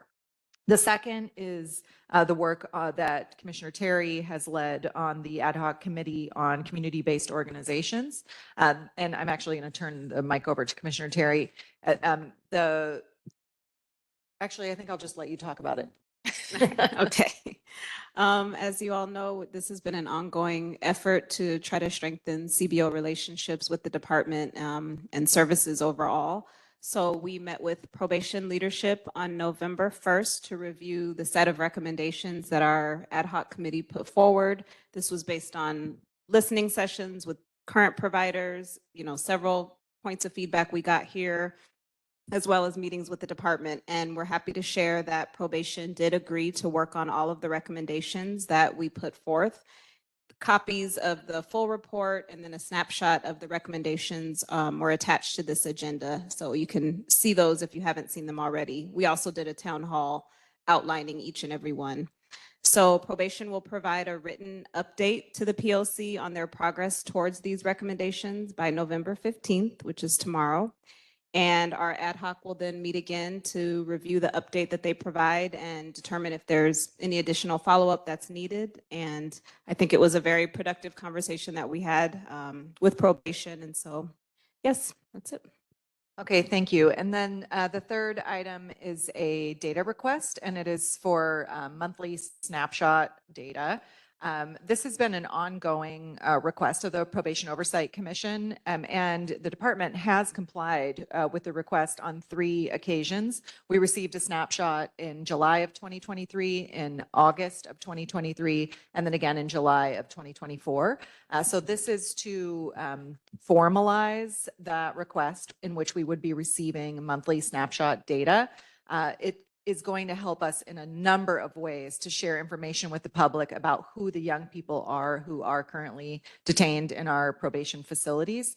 Right now, the data that we receive comes on a daily basis that provides numbers, and then we receive monthly data that provides race and ethnicity, and then we have some other data that we get regularly that says the types of detention or the SOGI status of the youth, but we don't have a source of data other than the 3 monthly snapshots that we've received, in which we could actually answer questions like around racial disparities. So we could look at Dorothy Kirby Center and tell you what's the percentage of girls at Dorothy Kirby Center who identify as Black African American or who have 707B charges.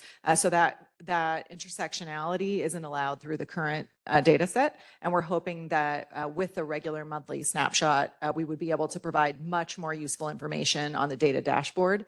Also, the way that probation already has provided this information to it lends itself to a much more efficient upload into our data dashboard, which is very helpful for my team and helpful for the public to be able to understand things better. Just requires less interpretation. So that's the motion. You have a copy of it in your packets. It's attached to the agenda. It's pretty straightforward. So County Council has told us we can do this in a number of ways. We can actually take a motion to adopt all three, the LP inspection report, the CBO report, and the motion, or we could take them separately. That's really up to you. Commissioner Prater. Executive Director Wendy, just have a quick question about some of the data. Like if we're going to be collecting data on a monthly sort of basis from the department, I wonder, is there just room, you know, I don't know what the timeline is, sort of like kind of get this adopted, but to collect some other pertinent data. So I guess the question, like there's this list here, which I appreciate, you know, but I think all data tells a story. And I want to kind of get a clear sense of like, what is the story that we're hoping that the data tells us so that we can inform the public and discharge our duties sort of like effectively. Wanting to know though, is there room for other data points that we can add to this motion? Thank you for asking that. The reason for the list is that that is the data that was already provided to us on the snapshot. So we know probation can provide the data that's on the list. If you want additional data, you can certainly ask for it. And probation could respond, and they don't have to do it today. That's the kind of thing that Deputy Chief Epps and I talk about a lot during the months between the meeting. They could say, actually, we can't pull this thing that Commissioner Prater asked for this reason related to, you know, technology. Or they could say, we're not going to provide this information. And then the commission has the ability to subpoena the information should they choose to do so. So absolutely, you could add items to the data request. And then Deputy Chief Epps and I can come back next month and explain why it has or has not been included. Thank you so much. Commissioner Kokani. I support all three being addressed with one motion. Would it be okay to add to this motion to collect the LADS screening score for each young person? And additionally, I know it says regional center client. It's my understanding that like once a young person is over 12, it's very unlikely that they will even become a regional center client if they are not already one. So if we could instead, or not instead, but in addition to add whether or not that young person has been deemed developmentally disabled. Oh, I just wanted to note that we're in the process of transitioning from the LADS to DRE. So there's a pilot to do a better comparison of the two. So during this time of the pilot, some kids will have the LADS and some will have the DRE. So I'll look at what we can provide. Maybe- Just so you'll know that it'll. Maybe I could recommend we say the risk assessment score instead of naming it. But it'd probably be helpful to know whether they're using the LADS or the DRE. So 2 columns for LADS and DRE. So there's not a motion yet. So you, Sorry, do I need to make that well, motion? whoever makes the motion can just make the motion with the amendment that you're suggesting. I'm suggesting an amendment, I guess. That's how that's going to work, to track and disclose whether or not a young person has a pending transfer motion. Pending transfer motion, transfer to adult court. Is that possible to track? You know what, I'm going to check the pureness of how they can track it, because what my experience has been, some things have multiple things about our next item we'll discuss before I leave. So the data is not as pure as it can be, but I can figure out what we can do and I'll respond. And a perfect example of that is that the snapshot data we've received has a column that says DCFS, Department of Children and Family Services. And Janisha and I noticed that there were a few young people who were 22 who had DCFS checked, which is not possible. So, and it turns out the department clarified for us that in those cases, those are youth who had open DCFS cases. So they still show up as having the case, which Janisha and I decided was extremely relevant. And so it's not actually, but it's important to acknowledge that that doesn't necessarily, mean they have an open case. I think that's the kind of thing that you're talking about, that we may get data that's a little skewed one way or another, depending on how it's been input. We are planning a town hall on the transfer motion to just notify the community and explain what the report actually looks like and what the legal requirements are. Because with the change of leadership at the district attorney's office, it's really percolating under a lot of people.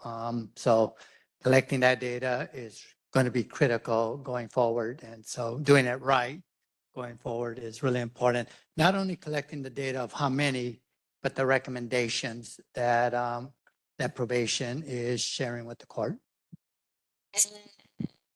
The racial and ethnic disparity, or the racial and ethnic demographics of, Yes. if we can, of who is facing transfer and who has been recommended.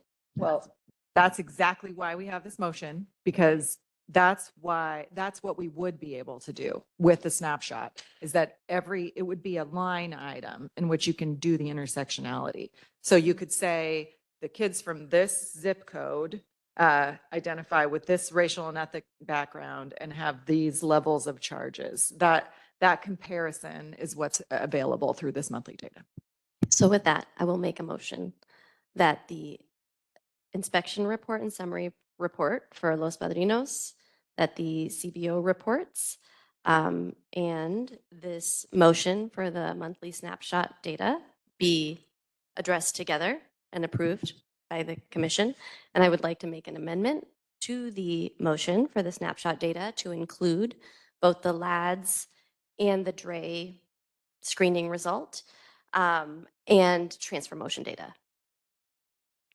Oh, and thank you, whether a young person has been labeled as developmentally late. Okay, do we have a second? Second by Commissioner Prater. So I guess at this point, we take public comment. There's no other discussion. Is there any other discussion here? Then we'll take public comment. Okay. I know the answer to this, and we do not yet have any written public comment on this item. Is there anyone in the room who would like to make public comment on this item? Anybody online? Okay, Crystal, we'll unmute you. I just wanted to uplift the need for the ad hoc committee and the transparency of data so we can get to the root causes and come up with more interventions and solutions that are intentional and strategic to the care of the youth in our, I guess, disciplinary methods in regards to how the probation committee, department, and facilities house our youth. And I just wanted to highlight education is our roadmap to success. So if we give them the tools to succeed now as an intervention method, we will see later outcomes of improvement by educating them on their needs and academics in general. Thank you so much for the opportunity. Thank you. I think that's all in terms of public comment. Oh, yeah. Thanks. It's late. Okay, so we are voting on the motion by Commissioner Kakani, seconded by Commissioner Prater, which is to approve the Los Padrinos inspection report, the CBO report, and the motion for request of the snapshot data as amended. Please vote yes, no, or abstain. Commissioner Harris? Commissioner Jackson? Commissioner Kakani? Commissioner Meredith? Commissioner Prater? Yes. Commissioner Ship? Commissioner Terry? And Chair Mundo? Yes. So with Commissioner Canales being absent, the motion passes 8-0. Perfect. Now we will go on to agenda item 8, matters. We will go back to agenda item 4.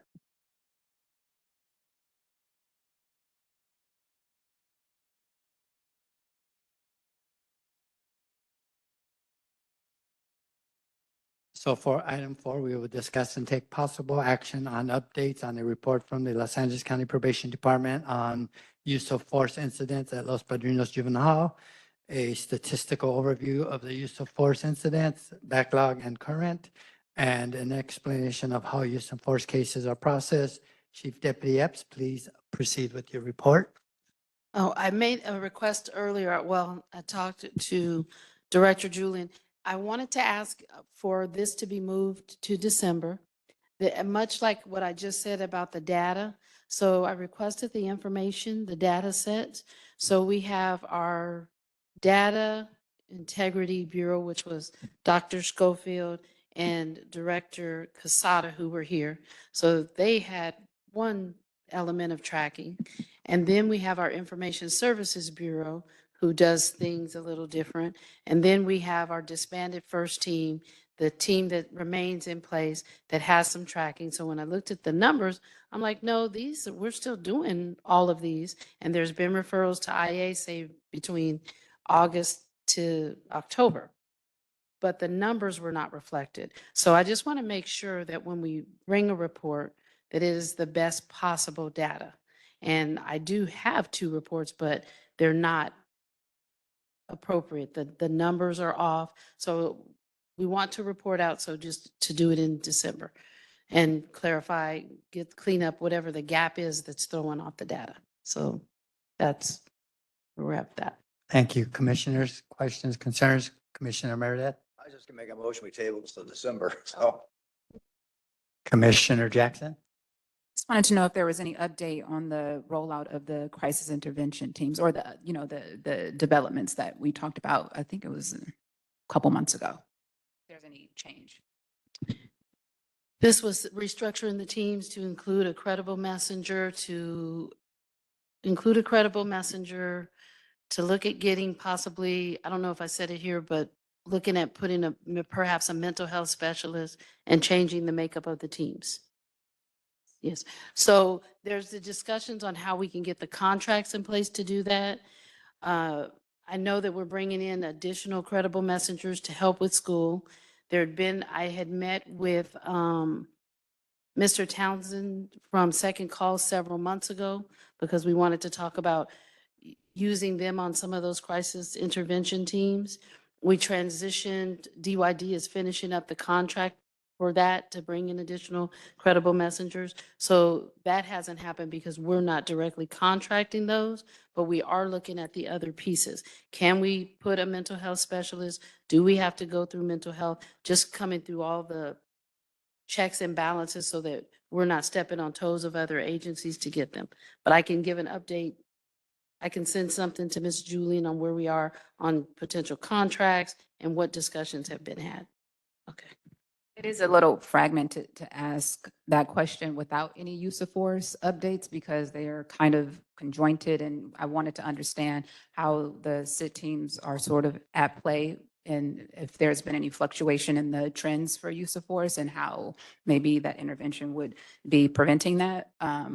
So yeah, it's kind of incomplete, but I was just curious if there's an update. If you like, Commissioner, I can couple it with us coming back in December to talk about the trends, but you guys let me know. Sounds good. So Commissioner Terry? Just a clarifying question related to that. So the credible messengers would be on that team to help with de-escalating the situation with the youth. But I still think Second Call, because of the work they do with de-escalation, period, could be helpful in there as well. Or are you seeing those as overlap? We talked about adding a credible messenger. And so I would say, man, it's probably been about 5, maybe not long after I got here, maybe February. I met with Mr. Townsend, and 2 things that we discussed was layering in on the crisis intervention teams, that being a possibility, and the fact that we envision putting a recreation center to eventually be, if we can get it chartered as a Boys and Girls Club on site at LP. So that was the full scope of our discussion, but yes. Then the last meeting that I was at, I got a business card because there's CASAs that actually go into the facility that do detention-based stuff. So we talked about, is that an option that we want to explore? Because our feeling is that the teams need to be obviously in the facility, but the makeup needs to be separate. It's difficult to, in moments when kids are agitated, and the 35 years that I've been doing it, sometimes I don't want to see a person that's been on my unit that is providing my supervision. It's not that I don't like you or we don't have a rapport. But in those moments when I'm in crisis and I'm agitated about something and it could escalate to an incident, right, responding, it's easier to bring in full neutral parties. So we want to change the way that those look. Of course, having a probation staff, but that would probably be someone that's totally dedicated to doing that. So that's what we're looking at. Thank you. Seeing no further questions or Can I comments. actually just ask one question? Like, I just don't know if this data is included or can be included. So I've been asking for this for a while. I think we made a motion last December around the number of young people against whom new charges are filed on like a quarterly basis. So I'm asking if you could provide that both for young people who are under the age of 18 and over the age of 18, whether, again, new charges are filed and the number of young people who are being sent to adult facilities, and then also as it relates to young people who are staying in LP, and then also the number of young people who are being transferred, whose custody is being transferred pursuant to Welfare and Institutions Code 208.5. It's kind of related to use of force in that I imagine many of these instances are connected to either like youth on youth violence or youth on staff violence. So I don't know, maybe it's a separate agenda item and maybe it comes towards the end, but just, I don't know if it like, I don't know, maybe it doesn't lump into this. She's trying to get her quota in. So Commissioner, I just have one question. I know we did the initial report and I believe we provided an update. So I want to be clear, what do you envision the frequency? How often would you like to see it? Monthly, quarterly? I mean, if you could provide it monthly, that'd be great, but I don't think we've seen anything since June, if I recall correctly. There was an update, but I'll. Is that right? Was there an update? Okay. Oh, maybe verbal So, update. so you want a written report monthly of those things? So. I don't know, or maybe quarterly? But yeah. You guys tell me, I can Okay. tell you just real quick on the 208.5s, what I've come across, the information that I've been able to find, there've only been 3. Since. There 208.5s are the transfers. Since when though? If you're in, I said, hey, have we ever done Have these? we ever? What's and the number that I got was 3. So the 208.5s, Commissioner Harris, you were going to say? Well, my understanding, and 208.5 is very confusing, but my understanding is you don't need a 208.5 motion if you're filing new charges on an No, over you 18 person. So I think we need to understand the difference there.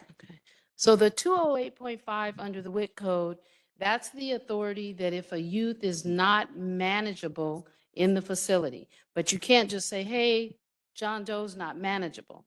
There has to be a pattern of violence. There has to be a pattern of behavior that makes the facility unsafe, that's unsafe behavior targeted towards other youth or targeted towards staff. Then if you're going to put forward the request to the court, it has to justify that if they're going to be placed in county jail, that the same or similar services for education, obviously medical, all of these things have to be available in that setting. So I can bring information and talk about it when you guys decide on the, in the initial report, where how frequently you want it. In that first format, I can address 208.5 and just put the information so that it's clear, straight from the code. And I think that the leadership is going to take it under discussion for the next meeting to maybe agendize this item because it's a little strained from the current item. So that said, and I have a second on the motion by Commissioner Meredith to table this item that we Second. talked about. Seconded. Second, thank you. Thank you, commissioners. Okay, so we are taking public comment on the motion to table this use of force item until the next meeting. We don't have any written public comment on this. Actually, we do have written public comment on this item. It's attached to the agenda. If there's anyone who'd like to give public comment in the room, make haste. Anybody online? Okay, no public comment. So we are now returning to agenda item 8 is for matters not posted on the agenda to discuss or to place on a future meeting agenda for action. Commissioners, do you have any announcements or items you would like to place on a future agenda item? Commissioner Meredith? First of all, I want to point out today we have a graduating class at the Probation Academy. I want to congratulate them for joining the family. Second of all, we have a reserve probation officer program that's been very effective. A lot of college deans, a university register, pastors, lawyers, all kinds of people And currently now under the chief's leadership, they've now taken on the course of going to core. So they're doing the juvenile core class now, which is going to be a good supplement to our department. That's all. Commissioner Kakani? Sorry, maybe this was more appropriate. This I, was the. I totally screwed up and we forgot to vote on tabling the motion. Oh. So can we just do a voice vote, Jansen? Okay, so can we have a voice vote on the motion to table item number 4 to the December meeting on use of force? Please. Aye. Okay. Yes. Aye. Okay, great. It's unanimous.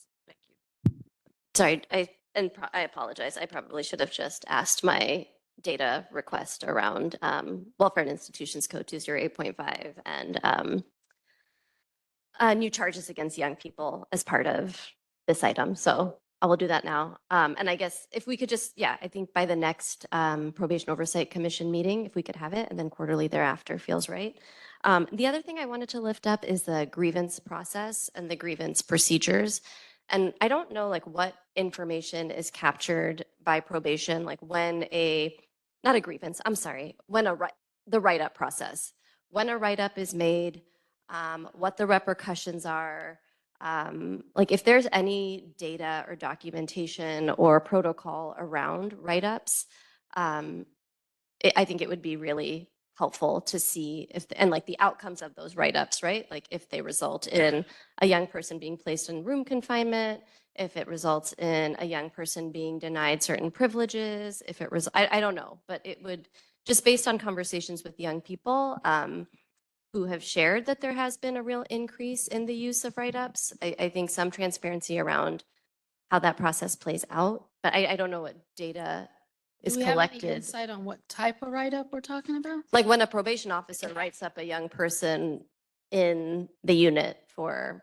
Like an SIR? Sure, Like yes. a Oh, like a special incident. Incident report. Yeah, so I don't know if there's data around that. Because I know that those things ultimately make their way into a court report as well. So if there is like, whether it's like unit specific, officer specific, conduct specific, I don't know how that data is collected by probation, but if it is, I would love like both some clarity around when write-ups or SIRs are written, and then also like, So, yes, Ms. if someone I- could help me. I will reach out to Commissioner Kakani and get a more precise list Thank you. and then figure out how we agendize it. Okay, thank you. And so. Sure. Oh, it's me. Yes. Okay, in order for the public to participate as much as possible, we are scheduling things for the whole calendar year of 2025. There is a draft of a suggested 2025 calendar for POC meetings. Unfortunately, this second Thursday date that we have now conflicts next year with multiple BSCC meetings, which is bad for those of us who want to watch the BSCC and particularly bad for those of us who may have to go to the BSCC. So we have preemptively rescheduled 3 of our meetings with anticipation of the BSCC conflict.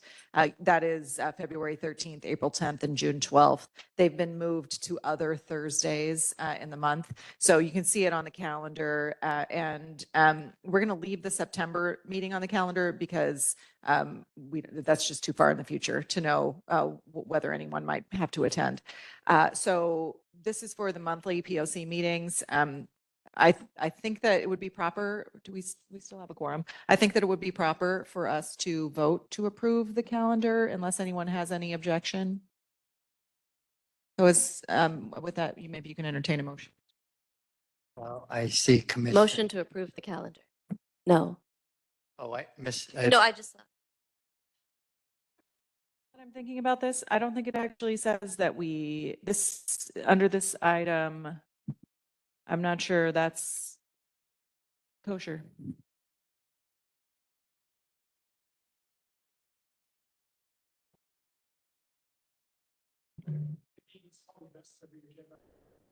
I think that's right. So I think for all intents and purposes, the public has the calendar, but for the official approval of it, we should make that an official agenda item, which we can do with the agenda item next month to discuss the officer nomination process. Perfect. We're on the final stretch here. Agenda agenda item 9 is an invitation for members of the public to address the commission on items not on the agenda. Wendy, please facilitate public comment. Thank you. If there's anyone in the room who'd like to make general public comment, we welcome you to approach the podium. If you want to do that online, please use the little raise your hand function, the little hand at the bottom of the page. If you're on the phone, dial *3. You can begin, Mr. Pettis. Okay, thank you. I just wanted to see if we can get the starting of January 2024, how many sworn officers we had in the department versus how many new hires we had year to date. So we're talking maybe about 10 months. And then we'll get to the backstory of what that is. The other thing is with the electric monitoring, putting a kid on ankle bracelet is one thing, but there's all the officers supposed to monitor the ankle bracelet are in the halls. And then Commissioner Connie talked about new charges being filed. Well, DPO2 can't file new charges because they're in the halls because we can't bring a laptop in the hall to do double work. So all those things have to be addressed, please. Thank you. I don't see anybody else in the room. We have one call-in user. Did you? Oh, no. Okay. I'm sorry, Wendy, yes. So until last week, all community detention officers were exempt from deployment. When I looked at the caseload, the numbers are low, but we did deploy 3 of them. There are 25 items, known also as positions, assigned to CDP. Currently, 13 of those positions are vacant. Either there are true vacancies or someone's out on an extended leave, but there are 12 active caseloads. 3, as I said, have now been deployed into the hall, but when we see the numbers go up, they will again be exempt from deployments. I just wanted to address that. Thank you. Thank you. We have 2 speakers online. We'll go first to call-in user number 9. Your number starts with 310914, and you may need to dial *6 to unmute yourself. You probably do.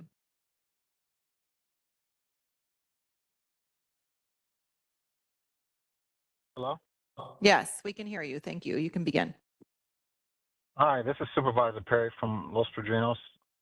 First thing about officer morale, the morale LP has not been addressed by management. The career path has been stagnant. Commissioner Meredith asked a few meetings ago about promoting from within. Chief Deputy Epps indicated that she will promote outside of the department. She also brought in 1 senior director, and they couldn't handle the job. And I'm still trying to figure out how they passed their 90-day evaluation period. She brought in another senior director just recently who can't handle the job as well. Officers do not know him. How are we going to rally the troops and boots on the ground if we do not know the face of our facility? Use of force, she keeps putting it off because there is no use of force process in place. There was supposed to be one July 9th and everything was supposed to be better. However, that is not the case. Things have gotten worse. There needs to be accountability from the top all the way down to the bottom. Proactive supervision, where as of Tuesday, we were supposed to be in phase 2 of proactive supervision. We were told that in our briefing. That's your But time. I'm trying Thank to you figure very out much. how we're Okay, and the in final phase 2 speaker if we will haven't even be got to phase Ms. 1. Coffey.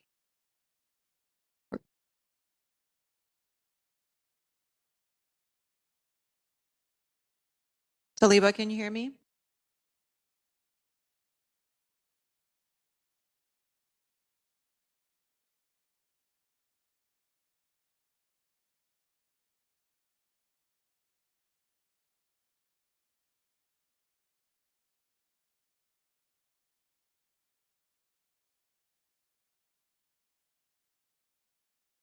I don't know. Oh, how about now?